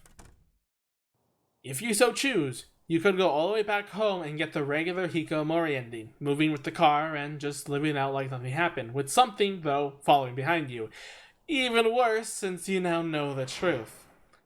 More so, if you get the knife right before you go to bed, Sunny would stab himself as he slept, which is a different ending than normal.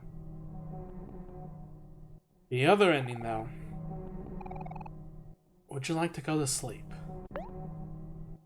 Shows the grave risk and circumstances we're dealing with.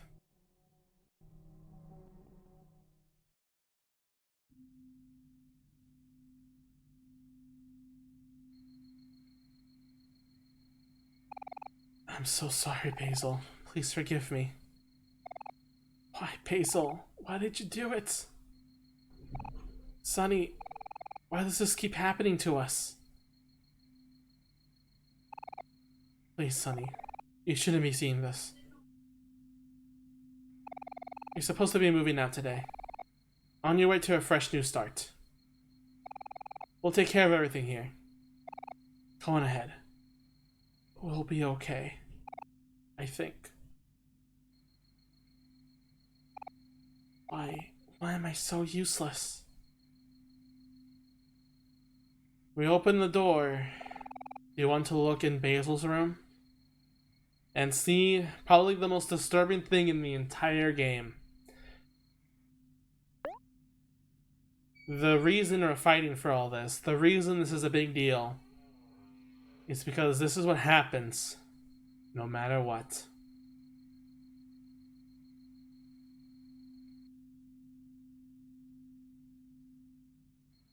And with someone else gone, another memory to suppress ourselves.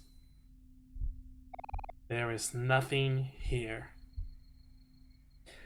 And the cycle of Sonny's self-loathing continues. As not just one, but another one of his friends, as he was so close to saving, goes away. It's a very dramatic end, and that's why it's such sadness in any ending.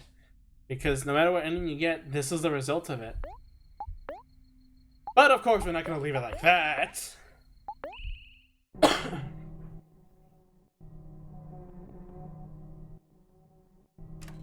Go into Basil's room, Basil's bathroom really quick. We still have something behind us, despite the fact that didn't we get rid of our, didn't we overcome that fear? Well, I'll get into it once again in a bit. But for now, do you want to save Basil?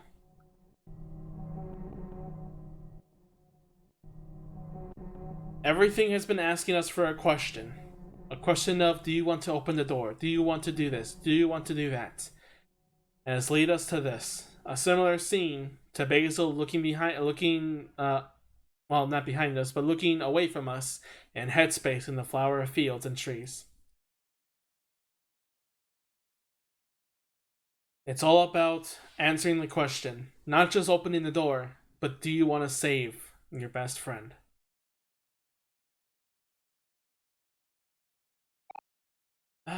Sonny, it's just you. I'm glad you came. It's so good to see you. It came to you that day. The day Mari died.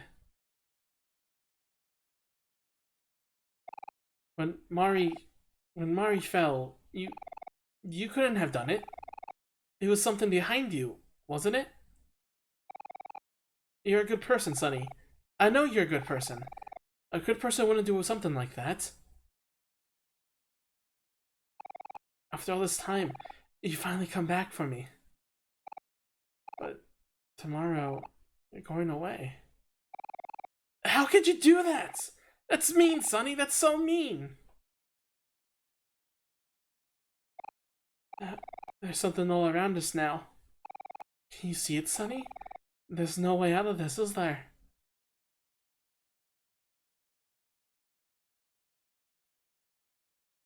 Can't leave this time.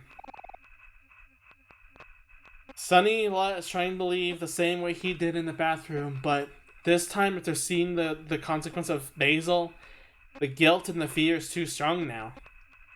Despite it all, it's not Sonny's overconfidence or trying to get over his fears the one that saves the day. It's the fact that he is afraid.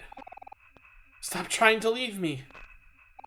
So stop it, stop it, stop it, stop it, stop it!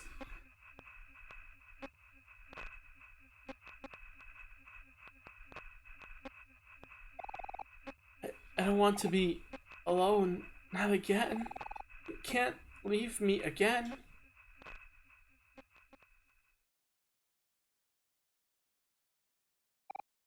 No, you wouldn't leave me. It's unlike you, Sunny. It's something behind you again, isn't it? This is Basil's toxic positivity. Basil is condemned to looking everything on the bright side. But this has hurt him so much. Looking at the bright side made him believe that Sunny wasn't the one who did it. After all, he's a good person. And making up that there was something else behind them. The concept of something behind you is so great. I've mentioned before that it's a great way for anxiety because, well, when I'm afraid, I don't know exactly what I'm afraid of. It's just something. And here it's the same thing. Just trying to make up an excuse because they're afraid. What did it? It wasn't you. It was you're a good person. It was just something behind you. Something else made it happen, you know? And Basil's toxic positivity makes it seem like there's no way out. The only solution is, do that. And the funny thing is that while you could say, isn't that negativity? Isn't that kind of action a negative thing? Isn't that seen as a bit of a depression thing? Well, in Sunny's mind and Basil's mind, it's not. It's what needs to be done. It's looking at the bright side, right? There it is now. Do you see it? Stay away. Stay away from Sunny. I'll protect you no matter what, Sunny. You can count on me. When something killed Mari, when something ruined all my photos, I didn't say anything. I didn't want people to think it was you, Sunny. Sunny wouldn't do something like that. Don't worry, Sunny. I'll save you again. Something behind you. I'll get rid of it once and for all. No escape this time. Sunny, don't be scared. I'm scared too, but this is for the best. Everything is going to be okay. Everything is going to be okay.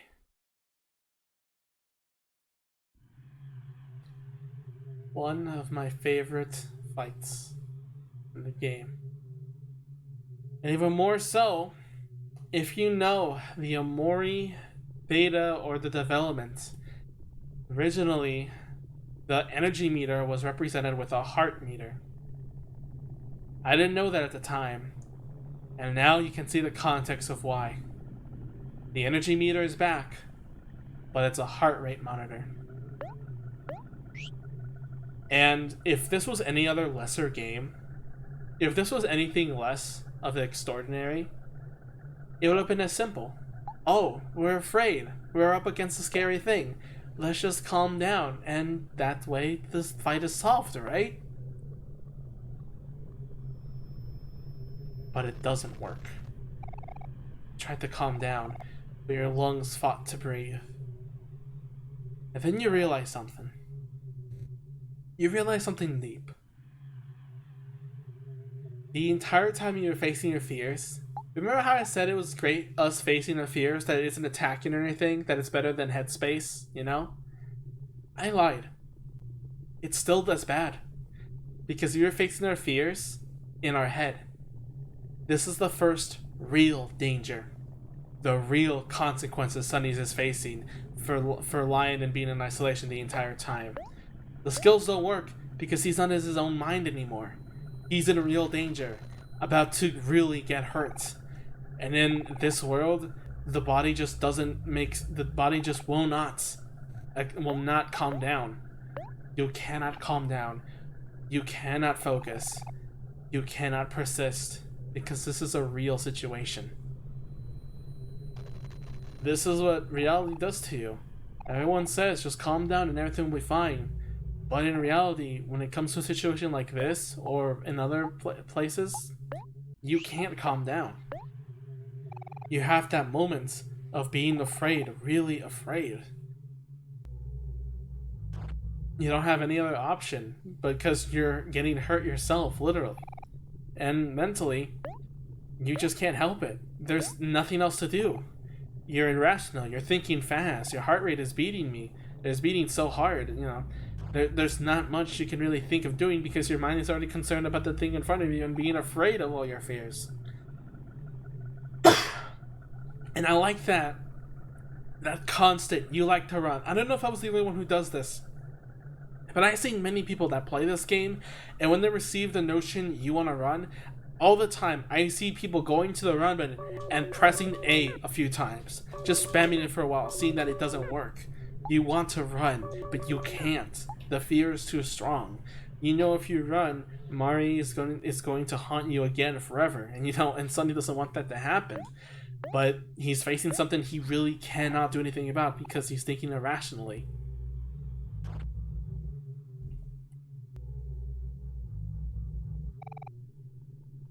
And when your heart rate beats too fast, when your heart rate is going so high, and you can't consider anything in the situation, well,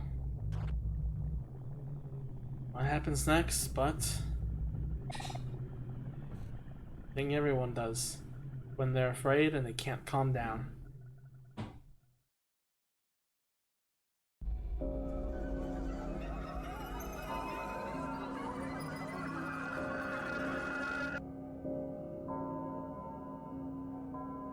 Stressed out. The tier 3 of the emotion of fear. This scene is one of my favorite battle scenes in the entire game.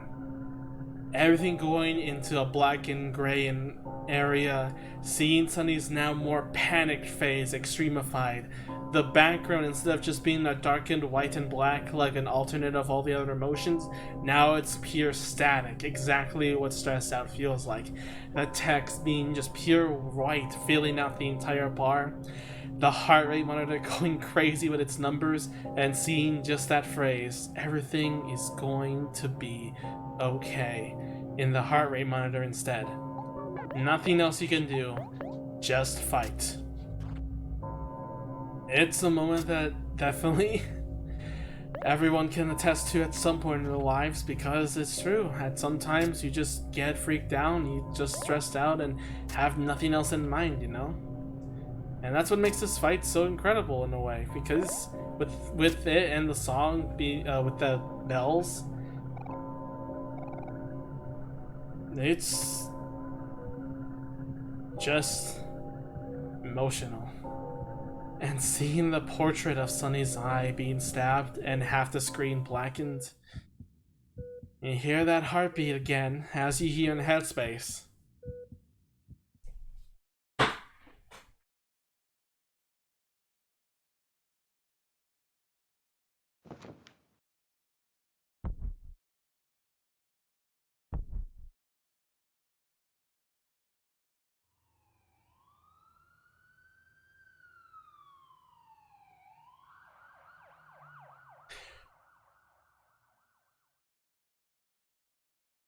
I was imagined that sound.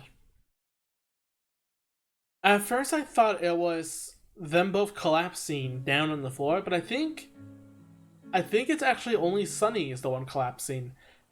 And that's the sound of Hiro trying to knock the door down.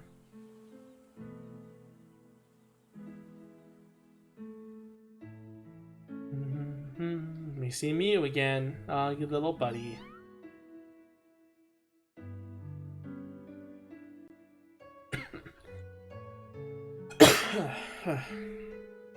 That scene of just fighting Basil, it's just too much for me sometimes, because they're friends.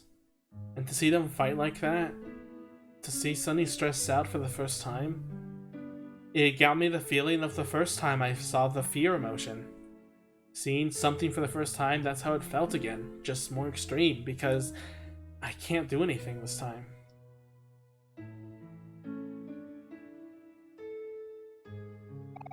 Hey Sunny, found your way back home. I don't know if I ever said this properly, but I'm sorry for causing you so much trouble. When I gave you my photo album, I really did want you to have it. But somehow, whenever I try to help, I always end up burdening you instead. Even back then. All this pain we've been feeling, the guilt in our hearts, even if you try to bottle it all up, it all comes out somehow. I want to say that everything will be okay, that we have no choice but to carry on. But that's up to you. Aubrey, Kel, and Hero are good friends. You have to trust that they'll forgive us.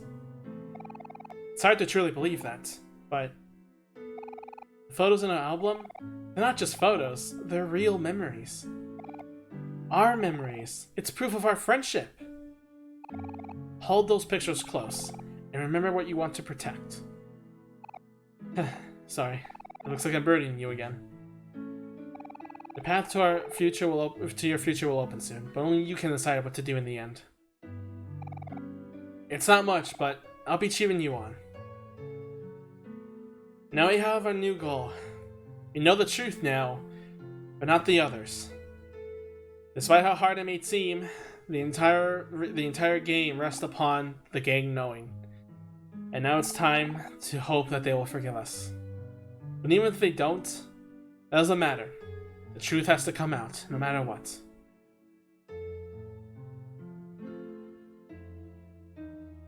And here, we get to see... You see the house always empty. That's how we know the house. But for the first time ever, we get to see the house fully filled up with toys and furniture.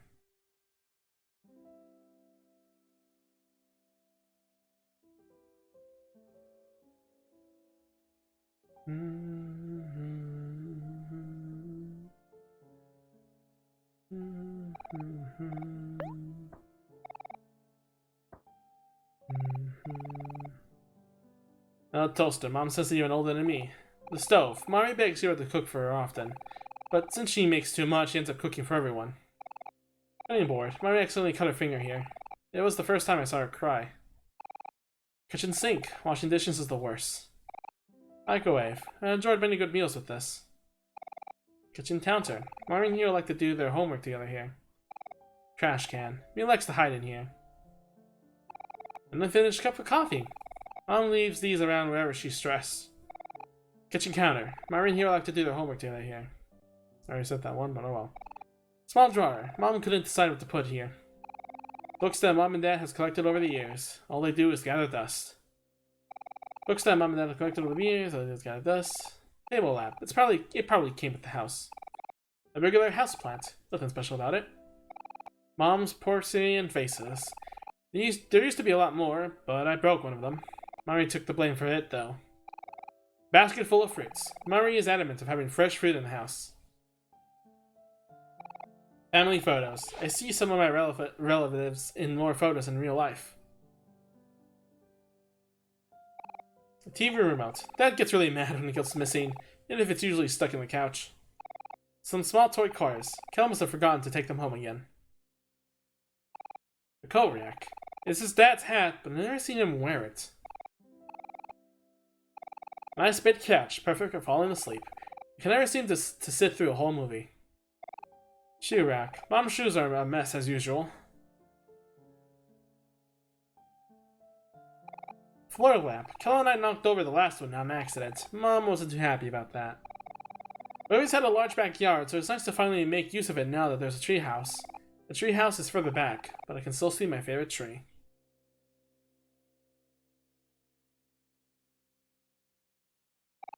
A table lamp. Mom brought this one on sale. I remember specifically because she made me go with her on a Sunday. Mom's personal house phone. Used to be in Mom's and Dad's room, but not anymore.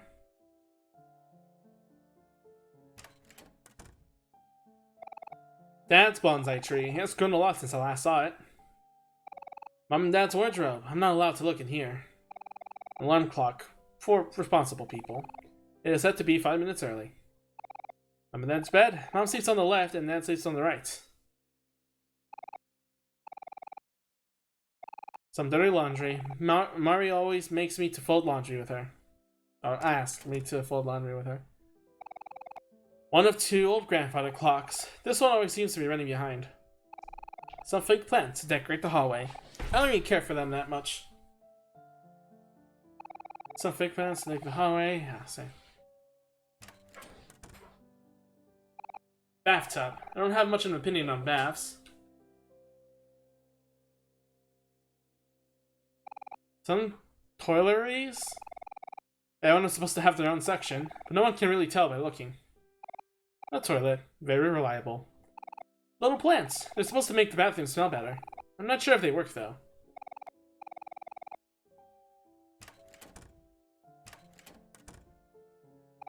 Mari's clothes. They smell like clean laundry.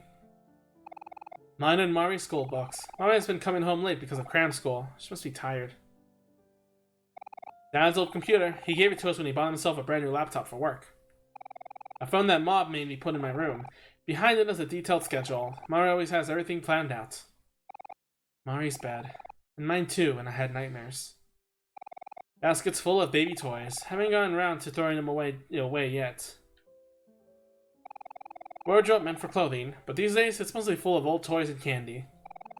A very, very comfortable bed. It used to be Mari's, but she switched with me when she noticed I had trouble sleeping.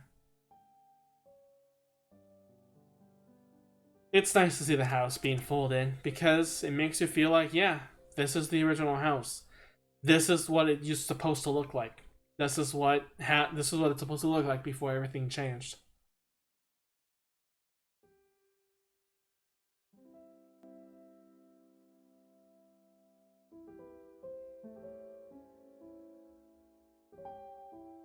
And it's so incredible to see all the detail in every single text box for a lot of the furniture and stuff. Little details that Sonny just has in mind to himself.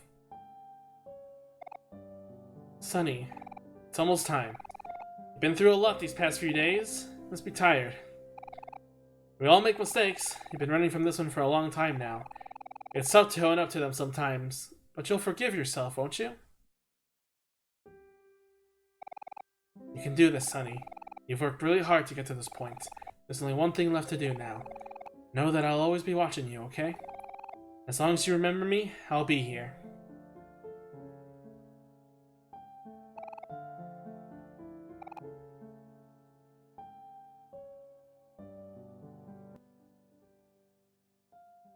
And now, as the glow fades away, the origin of the black light bulb hanging from wherever it is. Do you want to unlock the toy box?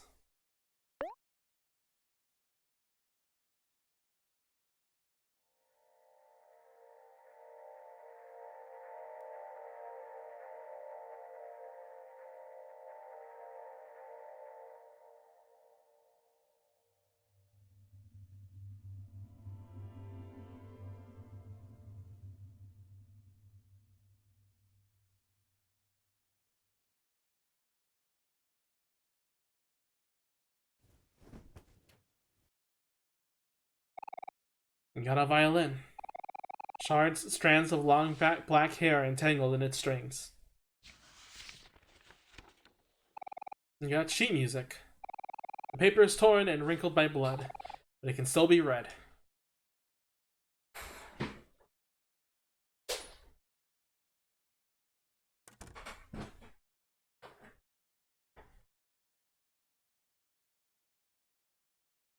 Now with the gray hue, it's time to face this. Just like the beginning of the game, camera changes perspective. And now one of my favorite moments, that it's pretty long, but I feel like that's what I like about it. The finale for this entire game, I remember from the second I finished Humphrey and finished Black Space, I remember that it was very light. It was super light. It was so dark, but I wanted to go through this. And to show how the memories are now real, you get to experience them one last time. And while originally in the vanilla version, you don't see their faces until at the very end when you get to fight Omori, this mod does that. You get to see every single face back as it was, just what you hear. I mean, to tell you how my day was, maybe I was caught up with something. Don't worry about it, Nori. We're here to have fun. Uh-oh, my hand doesn't look too good. You can't just tell people that, Kel. You have to keep a good poker face. Yeah, when did you get behind me, Mari? I just got here, silly. Here, I brought cookies for everyone. As much as I know what the vanilla was trying to do. Have you know, the anticipation to see how they look in real life at the very end. I feel like it's a better moment seeing their faces in real life with the memories. Basil, are you taking a photo? Yeah. Man, don't make me take a photo. I'm struggling like this. Don't be so dramatic, Kel. It's just a card game. Huh? Another photo? And what's so funny anyway? So something you're not telling us, Basil? Don't worry about it. You'll find out soon enough. And this is the context for the cards. Didn't do anything special, but someone took me to buy more clothes. Ooh, that's nice. Happy. The jacket and ace. Shh, don't tell anyone, okay? A stuffed toy of a girl with pink hair. An old TV. Covered up here, but was pretty bummed out when he found out he couldn't use it. Like a Kel's hand. It's a 4, a 6, and a 6. Don't look, Sunny. It's too horrible. I'm going to lose, aren't I? Mari's cookies are the best, huh, Sunny? Oh, Hero, don't be so humble. You know your cookies are way better than mine. Hey, that's subjective. Mari's cookies has much more love baked into them. I could eat them forever. Stop it, Hero. You're embarrassing me. And look at Aubrey's hand. It's a 2, 5, and a 10. What do you think, Sunny? What should I do? Decisions. But I still can't get past Aubrey having black hair. It's so weird. Out of everyone's hair I can't handle, it's Aubrey's. The violin mended a part of itself. I like that going through the memories is making the violin repair itself, and it's a very neat concept, though I'll talk about the violin more deeply later.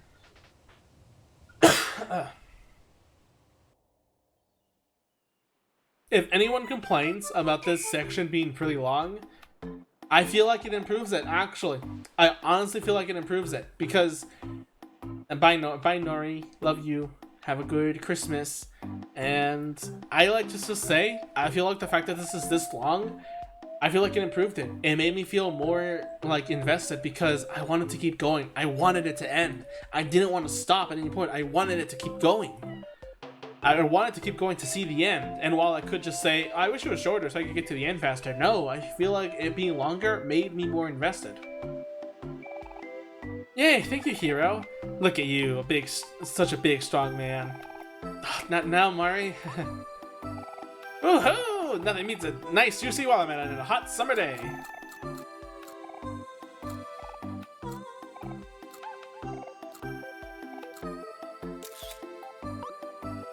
Hey, don't take a picture of me while I'm eating, Basil. I'm sorry, Aubrey. I just thought you looked cute. I'll show you when it's ready. Well, okay, fine. I trust you, Basil.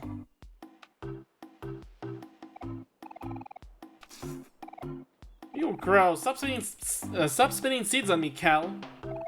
You have seeds all over your face. Well, how about this then? You'll stop it, Aubrey. You're gonna give me cooties. Okay, I forgot they're kids. Hey, Sunny, do you want to see the photo of Aubrey? And notice, this one does not have any black marks. It is a different photo. Again, just a slight little detail that they didn't need to add. Aubrey's so cute, isn't she?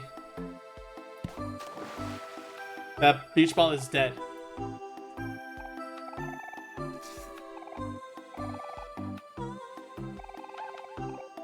Ah, damn, I forgot talking to Kel brings back this scene. Whoops. Guys, come on, we're at the beach. They're supposed to be relaxing. Let them play, Hero. They're just teasing each other. Remember how we were when you were younger? You used to hide bugs in your desk all the time just to see your reaction. You're always so funny. Oh, wait, that was you? Oh, whoops. Am I in trouble now, Hero? My god. Why is Mari like this? It makes me uncomfortable as her little brother. And you're free to save here if you want to. I'd like to save... I mean, at this point, let's make that our first file again. Memory Lane. What a perfect name.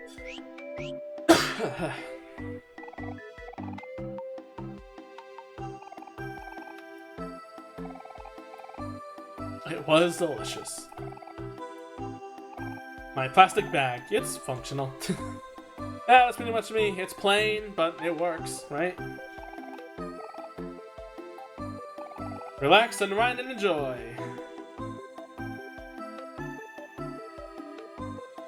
You sure you want to go? Yep. You remembered the taste of watermelon. It tasted more delicious and you ate it with everyone in the hot summer. The violin mended a part of itself.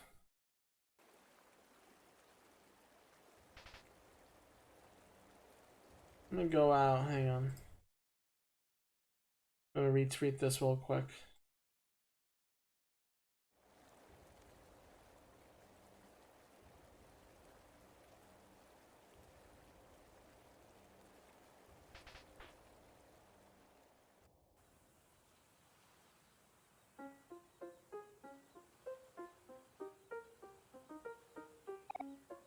Looks like everyone fell asleep.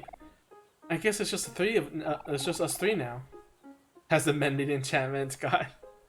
Everyone must be feeling sleepy after such a big meal. Thank you for cooking for all of us, Hero. Oh, it was nothing. I'm just practicing a little. I'm glad you all liked it. One day you're gonna be a world-famous chef and you're going to cook up me lots of yummy food. Huh? Wait, am I? Of course you are. I believe in you, Hero. Well, if you say so. I'm glad you're using your camera more now, Basil. You seem to be enjoying your new hobby. Yeah, I guess it's pretty fun once you get the hang of it. Wait a sec, there's something strange in this photo.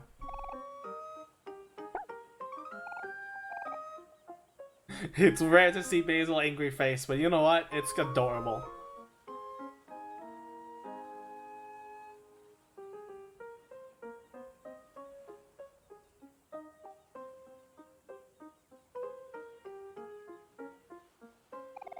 Hey, Sonny, can I poke your brain for a minute? You love cooking and all, but Mario always says I'm really good, but my parents want me to become a doctor. Do you think I should become a chef? Yeah. Maybe. We're still young. We should dream big, right? But yeah, I'm just gonna have something to say about that. Oh, hey, little brother. Sorry, did we wake you up? You look so peaceful sleeping there. Reminds me of you when you were just a baby. Hey, Sonny. I took a photo of everyone earlier. Want to see? And now you see the one without tape. Again, just a nice detail that they didn't have to add. Also, I'm gonna drink some water. This could have been such a good shot, but heck to ruin it. Maybe I can recover with some tape later. Again, just nice details. I just enjoy those details, okay?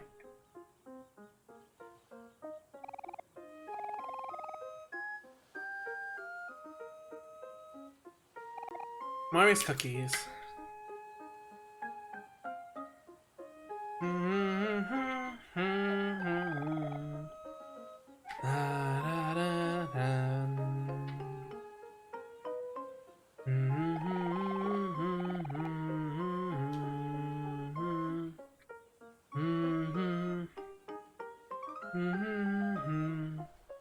I just still can't believe that this entire time, this park area was the vast forest in Headspace. It just, I don't know. It just has some sort of feeling. You remembered the feeling of sleeping in Mari's lap. I felt more comfortable because you knew that no matter what, Mari would always keep you safe.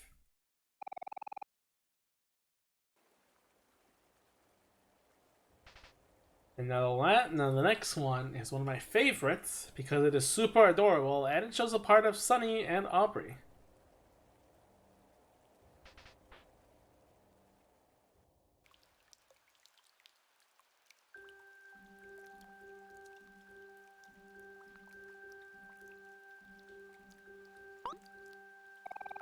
Hey Sunny, hey Basil, what took you guys so long?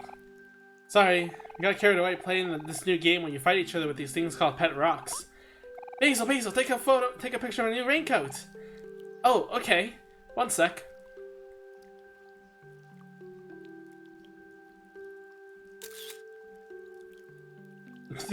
Just like Kel be in the shot real quick. Do you like it, Sunny? It's my favorite color, pink. Ew, pink is a gross color. No, it's not, Kel. You're a gross color. My god, these are really kids. That doesn't even make any sense. Oh, Sunny, that reminds me. Mari and I were talking about dyeing our hair together. Mari said she's gonna dye her hair purple. Purple? Wanna know what color I choose? Wait, are you saying you want to dye your hair pink? Ew, that's weird. Why would you ever do that? I don't know, just thought it would be cute. And then you realize, what hair color does everyone have in Headspace? Yep. Everyone has, except for Basil, purple hair. Because Mari wanted purple hair. Mari thinks so too. I understand you two and your crazy ideas. I think pink will look good on you, Aubrey. What do you think, Sunny? Sunny says he thinks pink is a great color. See, even Basil and Sunny agree. You're the one who's weird, Kel. Psh, whatever. What is it, Sunny? Do you want to see the photo? I always ask to look at my photo whenever I take pictures of Aubrey. Do I maybe sense a little crush? Few years turning red. Don't worry, I won't say anything. My lips are sealed. Yeah, that settles it. One day I'm gonna dye my hair pink. But maybe not anytime soon. Dad's kind of strict about these things. You said you and Basil were playing that new Pet Rocks game? I should get into that too. Hey, I know. Why don't we go to Hobbies and check if they have any new stuff? Going on ahead, Sunny? Don't worry about us. We'll catch up in a minute. Just being like seeing photos, obviously, but when you see the moment, really, it becomes more special. A photo isn't just a photo; it's the context behind the photo and the memory around it. Sounded more calming knowing that you were standing next to your best friends.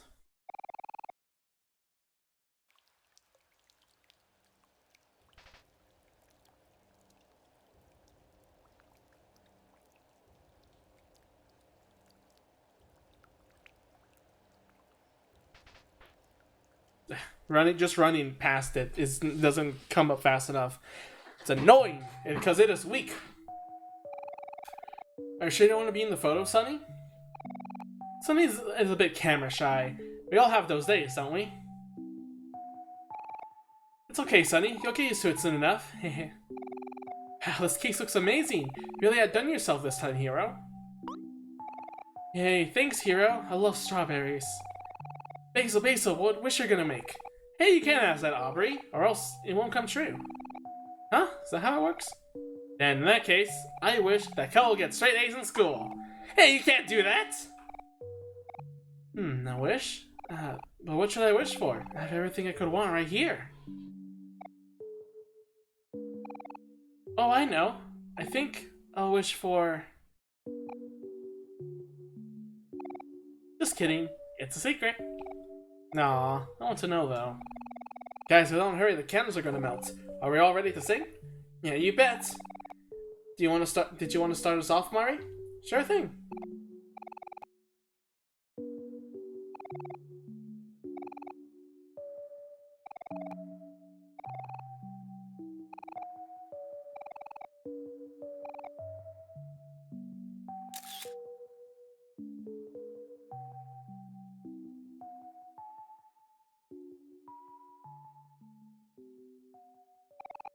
I remembered. Basil smiled as he was about to blow out his birthday candles. And you also remembered. As Basil made a wish, you made one too. At that time, you wished for everyone to be happy.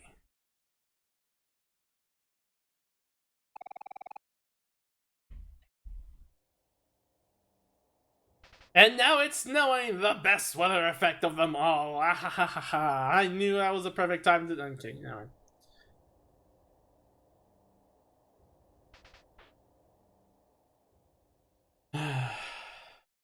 And now for the moment. Wow, a new basketball? Thanks, bro. Problem, Kel. You can thank me. You can thank me by doing a little better in school. You bet. Okay, Sunny, time for you to open up your present. This year, you just get one present from all of us. It probably doesn't look like much, but we all have to save up for it together. Yeah, me and Basil even started selling cookies and lemonade in the summer. And Mara and I took a job at the bakery for a while, if you remember. And me, I had to deliver newspapers every morning for like 3 months. And you know how much I hate mornings. And you know this might be a bit of a pressure, but it's been a while since you quit playing the violin. Mari told us about how you always sit in a room with her when she's practicing the piano. And there was even that one time I caught you trying to play the old mini violin, even though it was too small for you. Anyway, this was Basil's idea. We all decided to pitch in for a really nice one. So, yeah. We hope you like it, Sunny. This is from all of us to you. The one biggest moment that started it all. Basil's idea.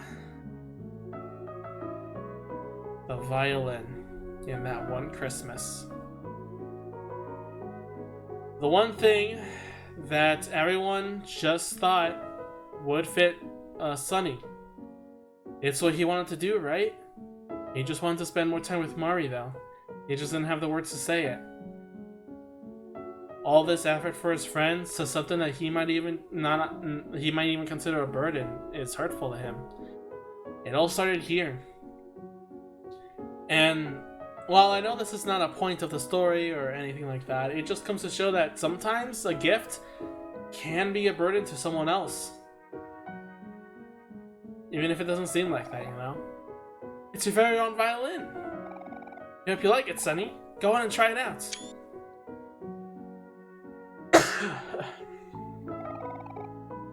You felt a tingling in your fingers, as if on its own, your own body readied the violin to play.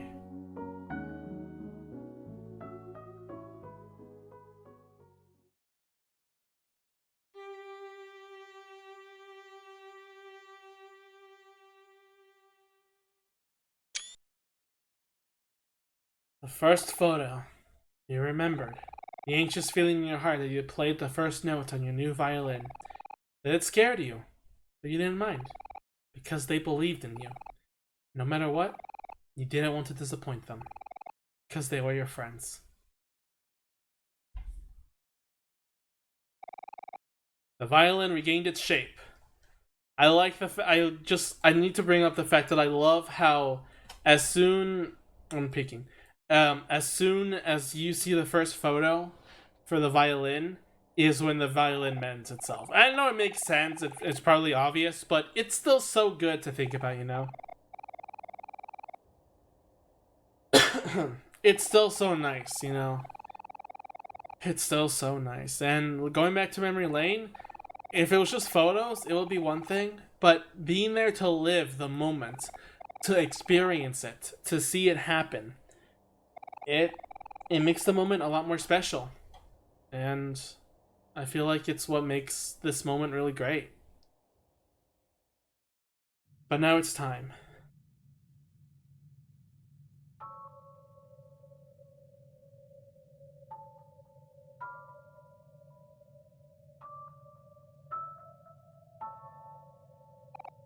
Sunny, you're finally here. After this point, it's going to be up to you. You know, before we met, I had a lot of trouble fitting in. But even after we all became friends, I always assumed you were going to leave me eventually. But when the others were busy doing things, you always seemed to have time for me. You would listen to me talk for hours and hours. I could always rely on you to do that. I know we missed out on each other for the past few years, but it doesn't have to stay that way. People always tell me that I'm dense or I'm kind of careless, but I'll always be here if you're okay with that. Sunny, you know you're not someone who likes to take the lead. This has been really hard for you, but you have to put in a little trust in us too. Just because you've done something bad doesn't make you bad. You had to live with this pain for so long. You've been keeping it all inside. It might be easier to ignore your problems, but it's okay to cry about them too. There's more good times to come. Life gets better, and you can be the one to make that happen.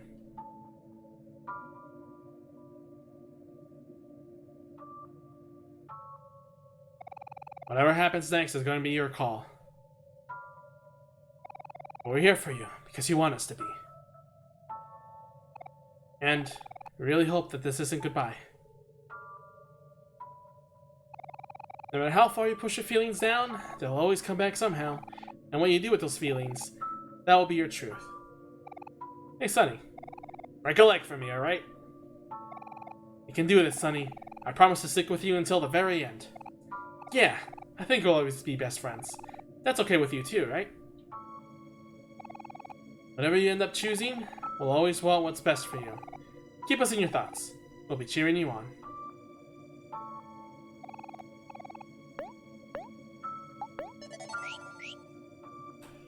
This song has always been a interesting bit. I've always passed by this song fast, and I never even realized how beautiful it sounds.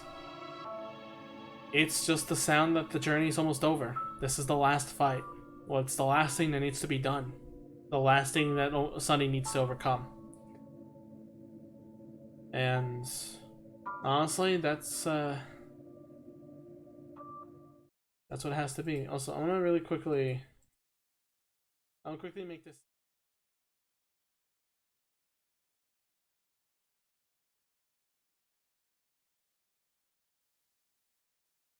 Okay, I made it black and I realized I don't have audio stuff, so let me just copy this, maybe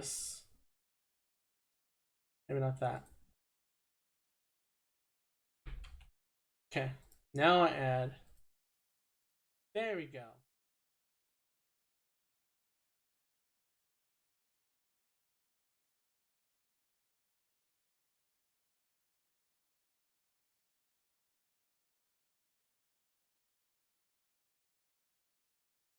Alright, sorry. I need to get a better stream cam. I think I should get that. Sorry for the mess, but I just really want to make sure. But yeah, aside from that, this moment, yeah, I'll just isolate it. I'll just isolate this moment right here. It's... Hi, Yasumi, we're at the very end. You missed a lot, but you're here in time for the very end. For the end of all ends, as I explained. One last thing. This song is just something that passed me by, and honestly, it's really soothing. It's the end of ends, and while any other, game has like a more actiony, intense, or like preparing theme, this one says, it's gonna be okay. You can do this. You will get over this. This is what needs to be done, It's a determined, yet relaxing theme. And it's a very powerful moment just to see not just the old friends that as they were children, but the real ones. The adult ones. The more grown-up ones. That Sunny is now taking them to account, and it's like, yes, I believe that they will not only forgive me, but they will be okay. It's not about being forgiven. It's that it needs to be done, no matter what. It's the right thing to do. They should know what happened. And now, it's time. We believe in you, Sunny.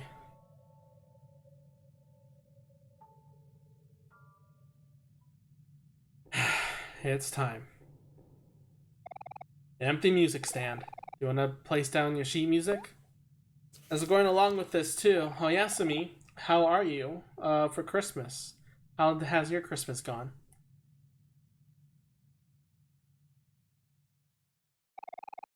The stage is ready for you. Do you want to play the violin? I think if you say no, it just returns you. Yep. It won't go until you're ready.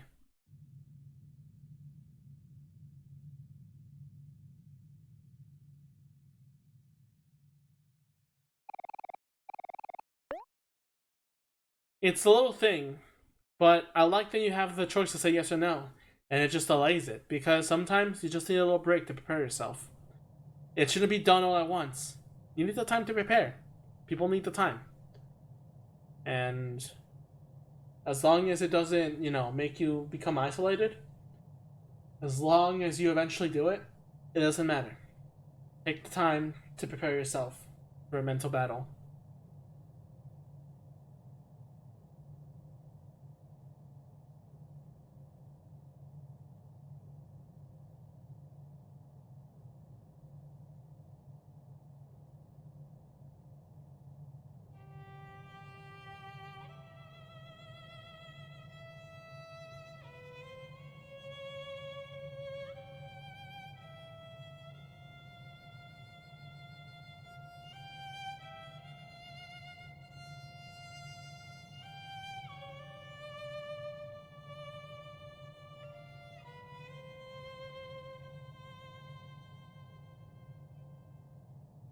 But the solo cannot work. You can hear the trembling in the instrument. It can't be done. Sunny needs Mari. He can't move on his own. He needs the instrument. He needs that piano. And at first, and how many people seem to dislike this, we need the piano. And what is the piano? It was the person we were controlling the entire time in Sunny's dreams. It is OMORI. Is stretched out across the violin. It's time for the final battle. The stare down. And at this point, my first time playing, I didn't realize OMORI was the final battle. It wasn't the final obstacle. But when I saw this, my jaw dropped. OMORI, the final fight in, OMORI is not easy. It will test you and your skills. You have unique skills and you have the new weapon, violin. You have the skills, Calm Down, Allegro, Encore, and Cherish. Encore will not have our juice fall for 3 turns, and it's incredibly useful to have. Because striking 3 times in a row is surprisingly very useful. However, OMORI has the moves we do in Headspace. He can stab, do a regular attack, hack 3 times as that move, and will do furthermore as long as we keep going. The most dangerous we can do is, will not only have the 3 swings, but also crit. Critting is the most dangerous things ever, as we established in the Recycle Cultist HQ, as having a crit may have an unexpected drain on all your health, so be sure to use your skills and make sure you're full health before striking with a big blow. Now, we cannot run at all, but we seem to have a lot more juice than we do since Allegro takes 19. Normally, you have a lot less, and I believe it's dependent on either the Seashell side quest being equipped that allows you to have more juice. So I'm actually in a bit of an advantage to be able to continue this going forward. Having stuff like that increases the chances for you to go further along into this fight because there is a barrier. Mori did not succumb. The special move that has prevented you and helped you so long in death for the entirety of Headspace is now your burden to bear. No matter what, no matter how much you keep attacking, OMORI will still not succumb and will keep fighting back. And it's now time to try all our might to make OMORI get that game over. In another case, Allegro has a limit to how much you're going to use, and as you can see, OMORI has another move. Red Hands, it does 4 times the damage compared to Hack Slash. It costs so much suffering, yet you do nothing. If you earn nothing in return. As such, it is pretty hard, but you have Cherish. This is limited runs, however. As you go further along, you cannot cherish much, and you have to use them wisely. Remember Kel's words. Friends are supposed to be there for each other. As much as you can, use Cherish when you really can. Aside from that, Encore might be used at the very end once you have nothing else to do. And this is where the extra juice comes in as well, since eventually you'll not be able to use your skills at all. You will have to do a right-out rush on Allegro to do as much damage as you can. It is an endurance run, and you have to do, while you have to take care of your health, you still have to do enough damage to go fast. Your friends will never forgive you. They'll abandon you like you did them, and that's what you deserve. Omori did not succumb. Furthermore, you have to go fast because the longer this fight takes, the more moves Sunny does, or the more moves Omori does that will lower your defense and attack, making this fight a lot harder. You tell yourself that you don't want to burden others, but the truth is that you're selfish. You don't want people to depend on you. Erases the enemy, does a lot of damage, and lowers your defense. This is what I'm referring to. The more defense you have lowered, that has no limit by the way, the easier Omori does to killing you. What do you think about others? How long are you gonna let people take care of you? You say you care, but you're a liar. You've never done anything for anyone else. You're useless. Less than useless. You're sick. And this is Omori's inner thoughts, how he views himself. Omori is what Mari loves the most in his own twisted mind. And this is what it represents. People like you don't deserve to live. And in a small way, it's how I think about myself all the time. This other thought that I've struck so much hatred for others, how much I've hurt them, how much everything I've hurt with other people and how I can never redeem them, it's how this feels. How much I feel like I burden others, how much I've damaged so many other people's futures, how much I've hurt others just for the sake of hurting for my own personal gain. This is what that fight represents. Your friends are wrong about you. The person they love isn't you at all. You let them believe in a lie to protect yourself. I definitely haven't said anything about my past, and there's a reason for that. And it's just the simple fact that it's hard to believe that my friends will forgive me for everything I've done in the past. And even if that's the case, if I tell them what is my true intentions normally, what's gonna have them think about me? I can't do this. I need to use another Cherish and Allegro. I do believe the Cherish will also restore your stats, but I'm not entirely sure. You remembered Aubrey's wish. I hope you can find some peace, or, some happiness. Omori, if they know the truth, you'll never be able to regain their trust. No matter what you do, it'll be hopeless. All you do is make things worse. It'll be better if you just die. It hurts, but there's multiple times just thinking, if I wasn't there, would things be better? Would things improve? Would things really, would it be better off? I definitely had some questionable actions even now still being done, and it makes me wonder, do I even belong here still? And it hurts to really go on about this. It hurts to keep thinking about what is my real me. I want to be someone better, but it hurts to know that there's a part of me that doesn't want to go past that. Yeah, I don't want that person of me. If I'm not truthful with myself, is that really me? Am I just being someone else? And I should know in my heart that everyone, that it's a better person of me, Like, if I become better, like a better person, yeah, it should be nice. Everyone would like that. But, there's a part of me that keeps holding me back. That's like, this isn't you. The one you really are is the one back there. It's the one that hurts people. That's the real you. And that's what Omori stands for me. It's the close bridge that I've gotten to really hating myself. You killed Mari. She loved you and you killed her. Now we have Afraid. He attacks with Mari. When you're afraid, you can't use any skill. Immediately go to Cherish, otherwise you will not be able to survive. Hero loved her and you killed her.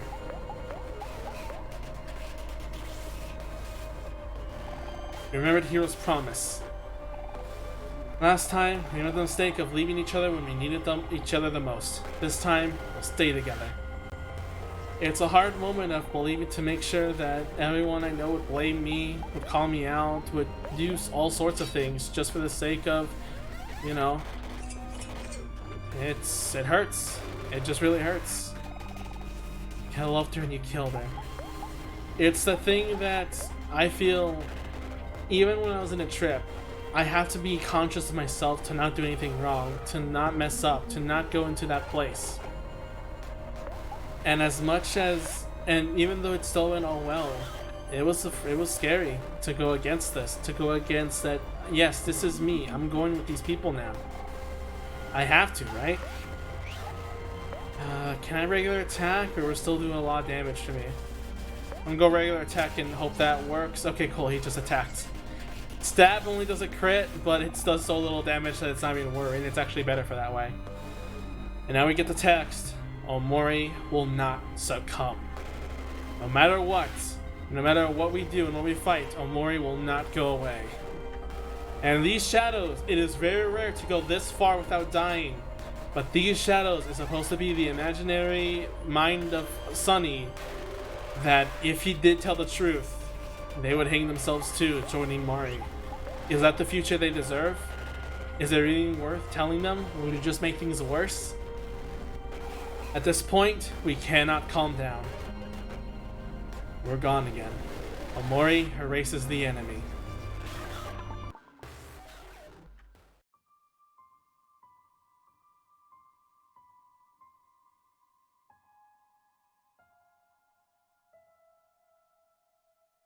It's hard.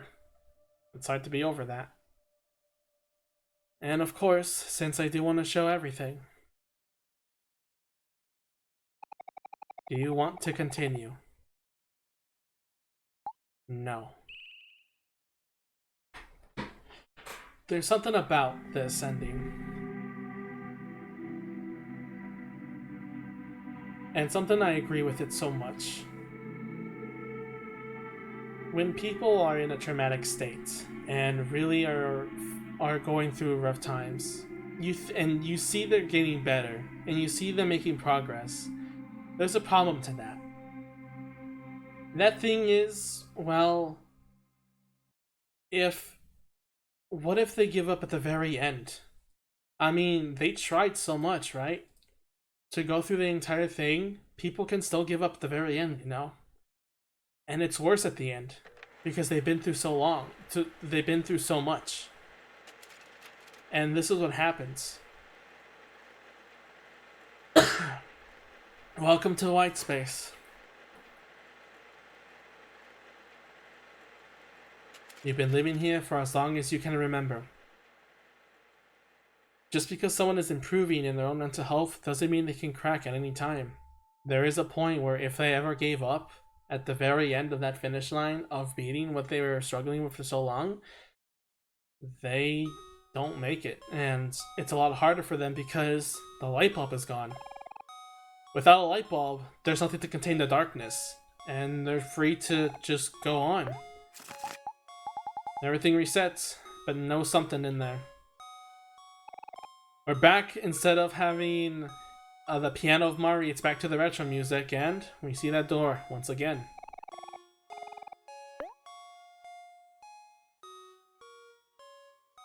Omori doesn't win this battle. It's that Sunny gave up this battle. Omori doesn't win. It's Sunny who loses. And it's heartbreaking that we see a place like that. This is what happens when someone gives up at the very end. That's why it's important to continue all the time. Because otherwise, this is the future they ended. Even though the music is still back, it's a little bit uncomfortable. It's slower, it's out of tune a little.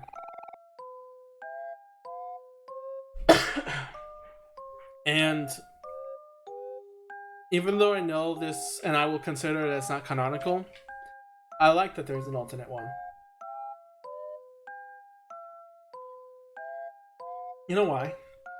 You know what makes this alternate ending so much better than the others, than any other ending in any other game? Because the entire theme is a yes or no question. Do you want to open the door? Do you want to save Basil? Do you want to open this door? Do you want to continue? Saying no to any time stops the recovery of Sunny. Facing it is how you improve. And that's why I like this. It's not just like a what if scenario, like any other game with a good or bad side. It's not just that. It's about that you have to keep pressuring on. You have to continue. Because if you don't,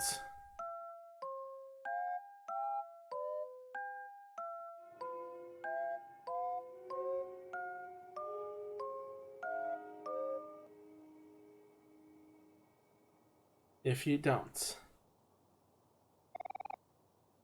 It's a long way down. Do you want to jump? This scene. This scene. The entire almost reason for the game to be in. With giving up at the very end. How can you even handle this? Sunny just fought Basil. Now they're gonna blame it on him too. He can't outright tell what's going on. They'll force him to tell him. To fuss everyone what's going on. He'll have to force the truth out.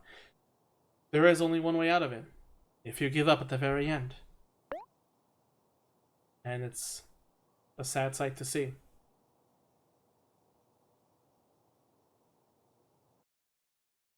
Close your eyes, you'll be here soon. 1、2、3、4ドキドキハートに入れたいでもこもはとできはいおやすみおやすみおやすみおやすおやすみおやすみ Close your eyes and you'll leave this dream Oh Yasumi, oh Yasumi, I know that it's hard to do.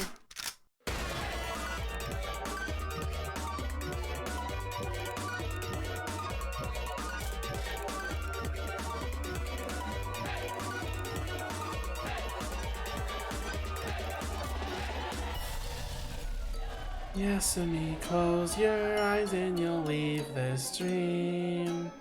Oh Yasumi, I know that it's hard to do. Oh Yasumi, close your eyes and you'll leave this dream.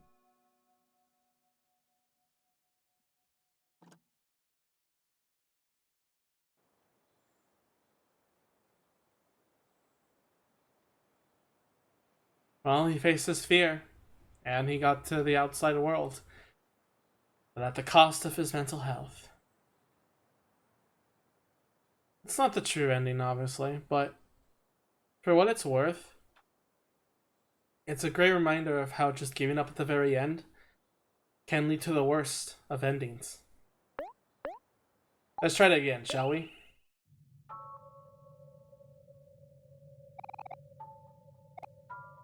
I still really love the ending, but I know it's not the best way. Because again, in the way I see it and the way things have to be done, is to tell them. It is the right thing to do, and it's a thing I would have to do, because even if I'm afraid, I've been hated by so many people. So I'm used to it. I can live with it. If at any point any of their friends in Lame Dimension or other servers ended up ganging on me for some mistake I did or something like that, I wouldn't be faced much. I don't know if that's a problem with myself or anything, but when it comes to myself, I'm okay with. And I'll accept. After all, it's just another chapter of my life after all, right? It doesn't really matter that much. I've been through many communities, not just in internet, but in real life, that I've ended up being hated from and shamed by.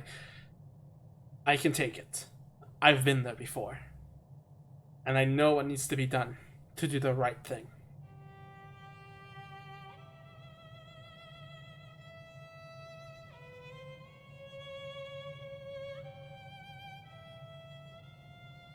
It's hard to go back to the dream world. Every now and then, I do go back. I do think of dreaming up a scenario of a better version of myself, of with people that I don't even know, and think I have this like world to explore in and do amazing things in. I said it before. I almost got to that point. I've been to that point, but not to the point where it drives me to create OMORI. To be in the stream world, to deny everything in real life, I'm still dealing with recovering in that. And while I know it is a lot easier to just be in bed and dream away a world, and I still crave for that sometimes, I know if I do that, if I say no, I know it's gonna get worse. This battle between me and Omori, the battle of saying yes to opening the door to Cal, that was me when Chair asked me to go to a trip with them. That was me. I know I really didn't want to say yes. I know I could have just stayed home and just relaxed and not have anything to worry about. But I knew if I did that, I would never forgive myself, and I'd end up being worse.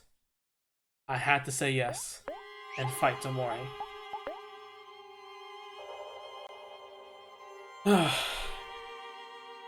I've done very terrible things in the past that I blame myself all too much for, and I hope that if any of that information, or if I tell it to people one day when I feel comfortable and ready for it, I hope everyone will forgive me, you know? I hope that people will say that it's okay and people still accept me afterwards. I hope, but I don't expect. I don't expect it to happen. I don't think that it will happen. But I still have my hopes that it'll be okay at the very end. That no matter what, my friends will be there for me, and I can continue on. I will still be a better person, obviously, but I know that deep within my heart, I can still be truthful to myself, and even if I have some factors that aren't really, you know, the greatest, I can be forgiving for having them. I feel guilty for, you know, liking the things that I do and the things that I've done and the actions I still think of doing sometimes. No, they're not great, and a good person wouldn't do those. But even still, I have those fears that could happen. I have the fears that people would absolutely destroy me if I do that. That if I cause more suffering and hurt people in the process. Yet, I still believe somewhere out there that it's okay. Maybe it's just a little thing. It happens. I can get through it, alright? I thought of the friends I was visiting with while in the trip. Of how with Chair and how confident he is in everything, with Mashro and how he lives life, with Maple, how he controls his emotions, with Jake, how cool and well conformed he is with everything, and Mirith just being as adorable as ever and just being there. Just being there. Not even that, just being there. With the comfort of myself and everyone. I'm glad that I was able to, for once in my life, had a friend trip over. I just had to hang out with my friends. Never thought that would happen. There was definitely a point in my life where I didn't think that would ever happen again. That it doesn't exist yet. Thanks to VGM. Thanks to you, VGM, Chair, and everyone else, I was able to actually experience something for once. Shouldn't risk. I could, but another red arms would kill me. I'm very happy and so glad that I've met everyone. And I try my best to do as much as I can to help out and, you know, do as much as I can to make things worth it for everyone. Making sure, you know, I don't cause more suffering than I can, because I keep thinking I will. So I just hope that no matter what happens, you know, at least I make a good impact on people. And I know in my heart I have. I know Che really appreciates me being there. I know Jake and Maple really liked that I was in Trip and they enjoyed my presence. Oliver has told me that a lot of the things she's done and the friends she met really encouraged her to keep VTubering and keep doing what she's doing. And I'm just glad I was able to spread the feeling for everyone even more. I'm glad that I was there for Paul when he needed me too. Paul's definitely suffered a lot, and for him to believe that I was always there for him and I helped him, it's nice to hear that I can help people, you know? I definitely always think that, no, I've caused too much suffering in the past, and those moments always comes up again and again to think that I was there. that I've hurt. But I have to just keep continuing, you know? And that's what this final fight is. It's not defeating Omori, it's just enduring it. Can you endure all of that hatred in your mind, you know? Can you endure the memories, the painful memories, the fact that everything turned wrong because of you and you made it worse? Can you endure that? For myself, I definitely have. I've endured that for a long time. And I know I can take it. Omori and Sunny, the fact that the protagonist that you're doing in Headspace, the person you were playing the entire time, got stronger because of you playing through the dream world, because of Sunny wanting to go through a dream world, made him even stronger and stronger, to the point where Sunny can't control Omori anymore, and is constantly trying to fight back. There's another leg row. Be caught. Shit. Alright, I'm gonna cherish next turn. I think by a liar and see the truth. You'll choose much to hate yourself. One day, maybe I'll tell the truth too, and I hope no one will hate me for it. I love the concept that you were with Omori, and you used the skill that made him unique to win fights and everything. And then going to this fight and realizing, oh no, the entire time, that was the thing that was hard for Sunny to get over. You can't get rid of Omori. It's a feeling Sunny can't get rid of because it is the guilt and the fear and everything that can happen.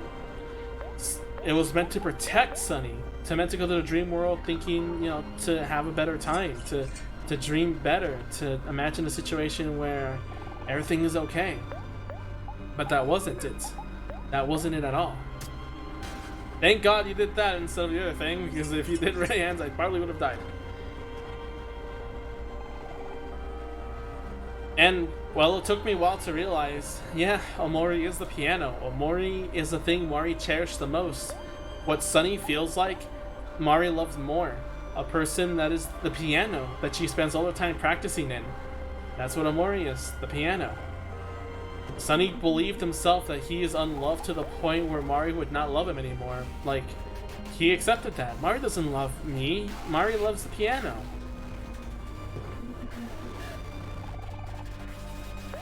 Alright, even if we die here, it should be fine. And I think we actually might end up dying here, because this is the point where normally that happens.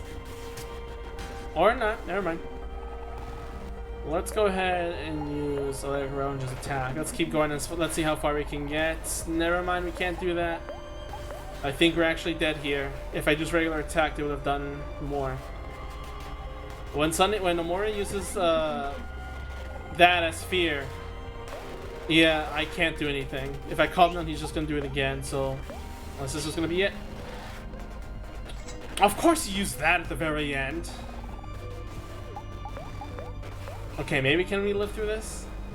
Once you hear this other part with the crying and everything of Mari, yep, it's the end. It's not game over, but it is the end. I'm just glad, at least for once, I actually made it to the very end, to the ones with the shadows.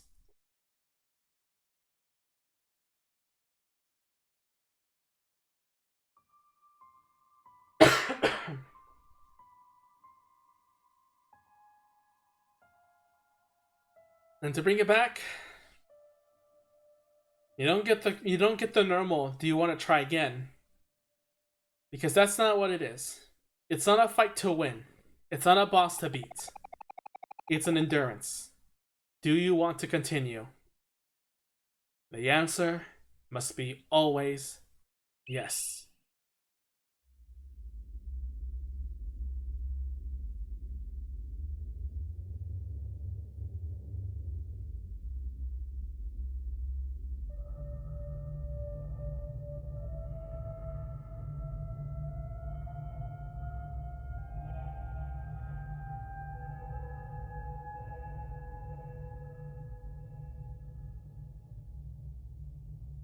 You don't need to fight it. Gotta play. Seeing this text. It's not it's not brightly colored. It's black. It's black with white. It is the dark truth, but it is what Sunny needs.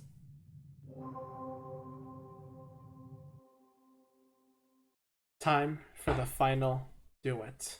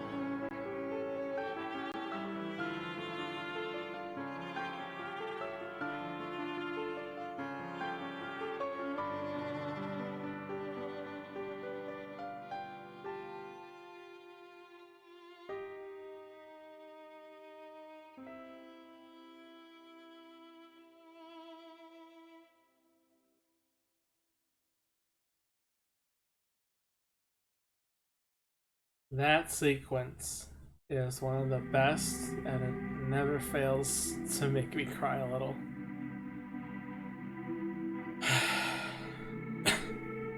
Just.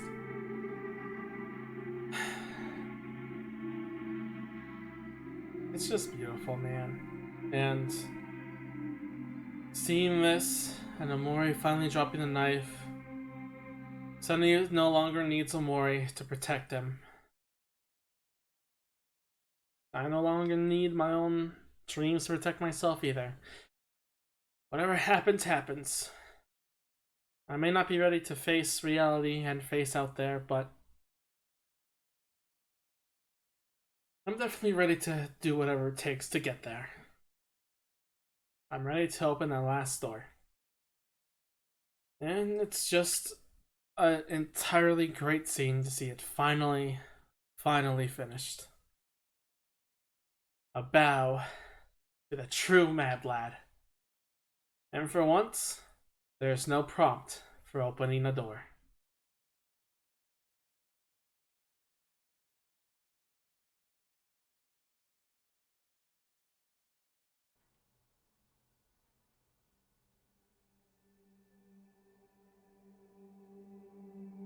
And that scene that always makes me burst in tears.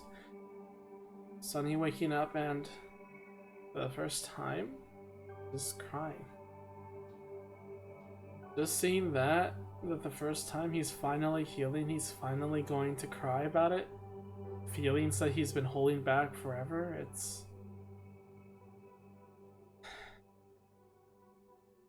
just can't. I just can't not cry at that scene.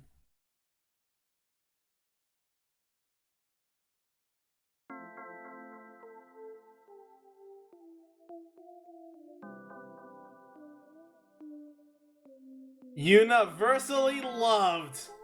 It's all a dream.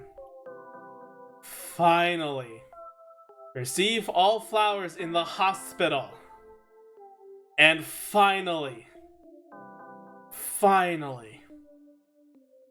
unlock all achievements.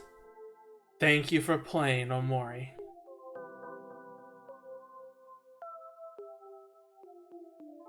If you want to know,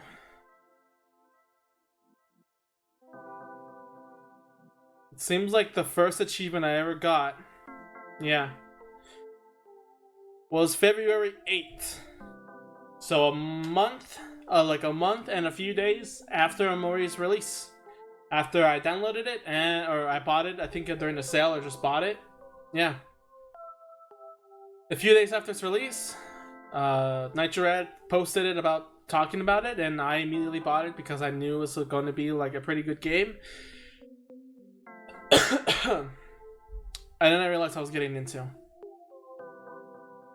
an entire year with this game, and I still love it.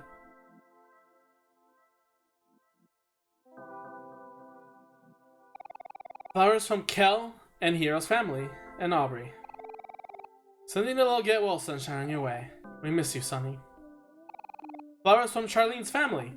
Dear Sunny, thank you for your help during the summer. Warmest wishes for a speedy recovery.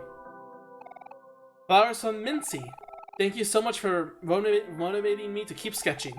I hope you feel better soon. Think of you always. Flowers from Shopkeep. Yo, Sunny, just sending healthy vibes your way. You're always welcome in hobbies. Flowers from Joy's family. Hello, Sunny. Please get well soon. Thank you for tutoring Joy over the summer. She's doing very well in our classes. A get well gift from Kim and Vance's mom.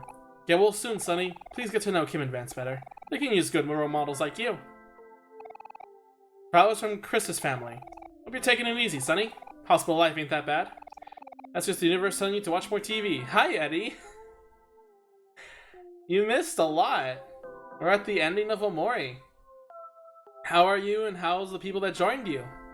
Hope no one's watching, knows a lot about Omori spoilers, because, this is at the very end, so... Well, I guess not much is going to be shown, but still, Yeah, we're at the very end. I've been talking about the journey of how I feel about this game, and don't worry, I won't show anything. I won't show anything right now while you're here, but just to say, thanks for rating, and I'll hope to see you in your next stream when I'm available. I've been just talking about my feelings and, my life around this, because this game it's pretty special around me. So, hope you enjoy yourself, and one day, if you ever want to get past, want to play this game, I don't know if you play this game or not, definitely recommend. It's pretty special. Wishing you well, Sunny. We're all finished moving to our new home, so please come visit sometime. Flowers from Baby's family. Sunny, thanks for buying me that floor lamp. Never did see my son Billy again. I hope he's doing alright. Flowers from Sarah's family. Hey Sunny, thanks for saving my marriage. I'm sure I'll be back on your feet in no time. A get well gift from Kim and Vance's dad, sending you good wishes. Just like a big old rubber ball, you'll bounce back. Flowers from Brent's family. Hey Sunny, hope you're feeling stronger every day. You're a big help to Brent over the summer. He's been doing excellent in school. Get well gift from Vance, Kim, Charlie, Angel, and the Maverick. Get well soon, Sunny. We'll be waiting for a rematch. Some get well gifts from Daphne and Bowen. Partake in this bread and regain strength. Then, play with us again. A very, very comfortable bed. But now's not the time to sleep. I really like this. Finally, after beating Omori, you inspect the bed again, and this time Sunny knows, no, it's not time to sleep. We're doing this till the end. It's so good. This music here is also really strange to me. Not strange in a bad way, but very weird. It's bad for your health, or no, not bad for your health. It's bad for something. Bad for imagination. Good for health. The medical theme, a little remixed. It's small, but I really enjoy. And I just love this ending. Seeing all the flowers here, that even in the last few days, Sunny did make the best of it. Sunny made the best of his last few days before he moved away. It's something that I need to take a part of too. I will only be here for a while. I don't know how long, but someday I will have to move, and someday I won't be able to come in this town for a very long time. Need to make the most out of it, no matter what area I'm in.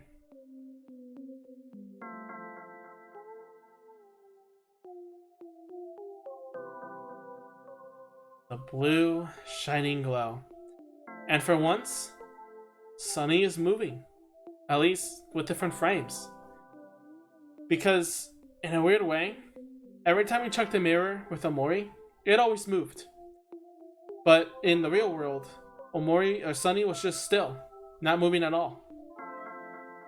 Now finally, I always called it that. I like how it's called like still life or whatever.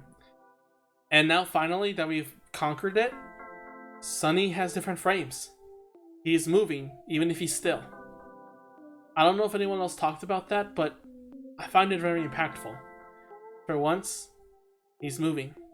Sunny is now moving.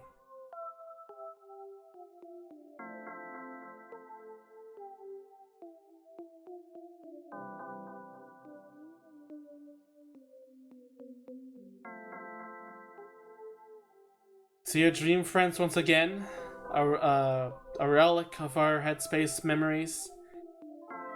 But this time, we're not following them. We're not going up to the rooftop again or the balcony to jump off. We have to follow that stranger again.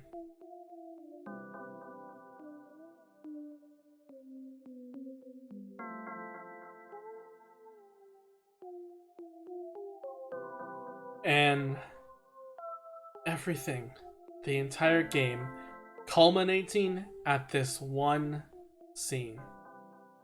Sunny again, no prompting, opens the door for the first time.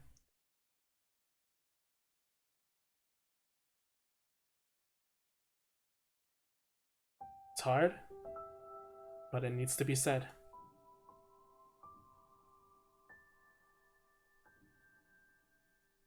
I have to tell you something.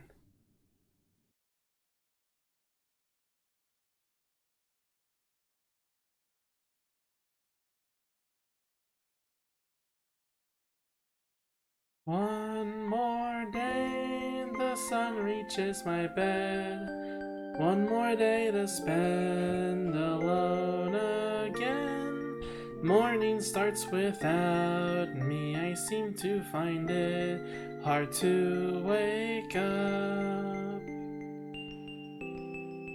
Medley, my thoughts takes hold of me. It's hard to stay awake or fall asleep.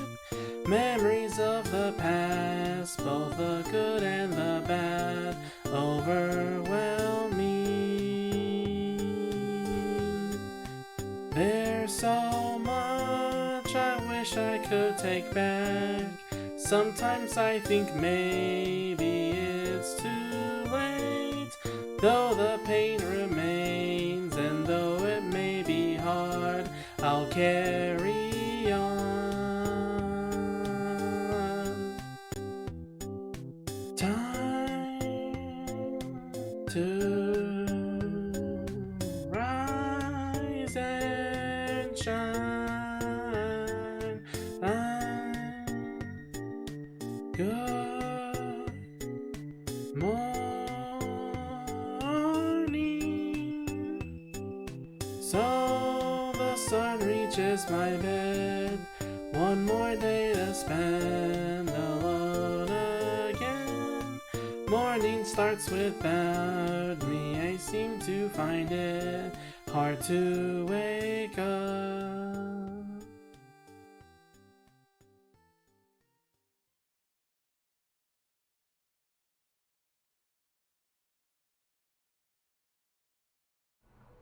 And if you watered Basil's flowers in Headspace, you get one more scene to make you know that everything in the end ended okay. A final, genuine smile as something disappears behind them.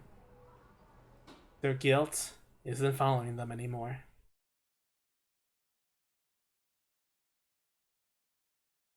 That is the end for OMORI. And despite it being the best ending and the true ending, it's not a happy ending. It's still bittersweet. Sunny still has to move. Basil will be away from Sunny and lost his grandmother. Aubrey still now has to deal with the fact that she's bullied and turned this way, and has to deal with an ignorant mother. And Hiro has to deal that he's been blaming himself the entire time and has to go back to do his studies again, knowing that everything he's done was, yeah. And Kel will be there to support them through any thick and thin, though, as there's new friends to help them. It's still a good ending. Everything is better now, but it's still hard. It's not the perfect ending. No one's up and at 'em. And I think not showing the everyone's reaction to the news is the best way to go.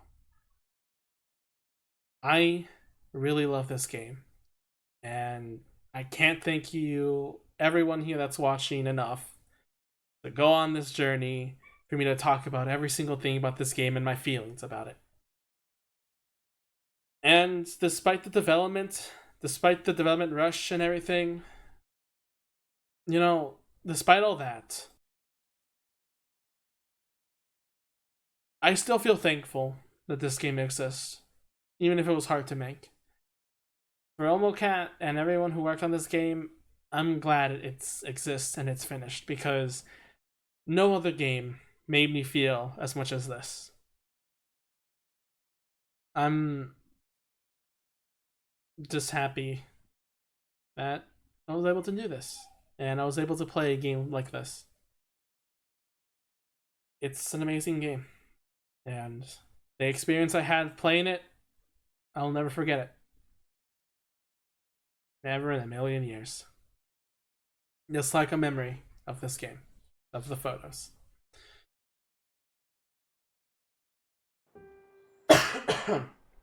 And yep, that is the final title screen to end everything off. So, with that being said, there is one last thing for people that are watching. How many people are watching, actually? I want to know. I'm curious now. 7 people are watching. Ooh, very nice. You guys are partying tonight. I have something for you. For everyone watching, you probably might be thinking, oh, well, that sucks. There's either two newses. Either you watch this for the first time, not playing the game, you're like, well, that sucks, now I know everything, it's not a surprise anymore. And the other type of person that is like, I wish I could replay the game again, but blind. Everyone probably watching that really likes this game as much as I do would want to play this game blind again. I understand that, and actually, let's go back to our old screen. I understand that. I have that feeling too, man. I really also want to play this game blind again and go through the emotions again of the first time I discovered everything, of all the secrets, of the twists and the turns and the character drama and just everything. I want to experience it all again. I actually have a solution. I have a solution for you. If you wish to play this game again... Okay. If you want to play this game again, I have something for you. It may not be the exact same thing, but if you're willing to open your mind a little bit and experience a different world that's a little darker,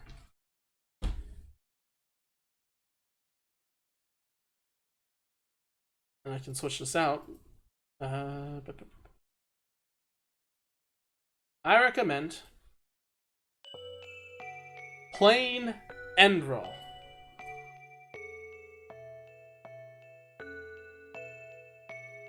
Endroll is an RPG Maker game that's free, and it shares many themes with OMORI, though a slight different way. It is a lot darker, the themes are way heavier. However, if you do like the themes of OMORI, and you do like the concept of the dream and the headspace and the characters and everything, try this game. This game is dark, this game is pretty out there sometimes, and while it's not as developed, obviously, as OMORI, as it's a free game compared to, like, the battle system is default RPG Maker Stream. I know, but I'm saying it because as much as I love OMORI and I wanted to play it again, I played this to experience something else, and it made me feel like playing OMORI again. So, for everyone that wants to play OMORI again blind, play Endroll. You might get the same and familiar, but quietly different feelings and reactions. It's great. So trust me on that.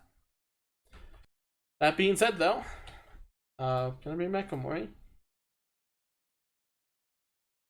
There we go. With that being that, though, that is everything to do with Omori. All the content I could get, all the achievements I could get, and unless the Switch version comes with a brand new content, I won't be covering that immediately, of course. The next time I'll play this game, it will be probably years later when I do a Let's Play on it. How's that, huh? Thank you all for coming here to watch this journey through the month of playing Omori.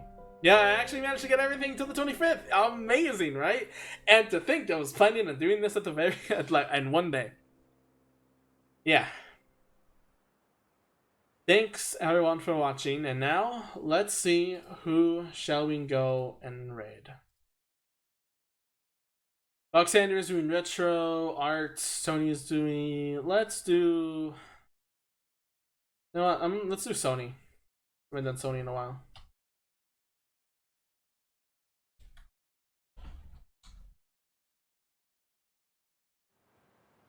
Yeah, so, with that being said, tomorrow, expect new art for it to come in.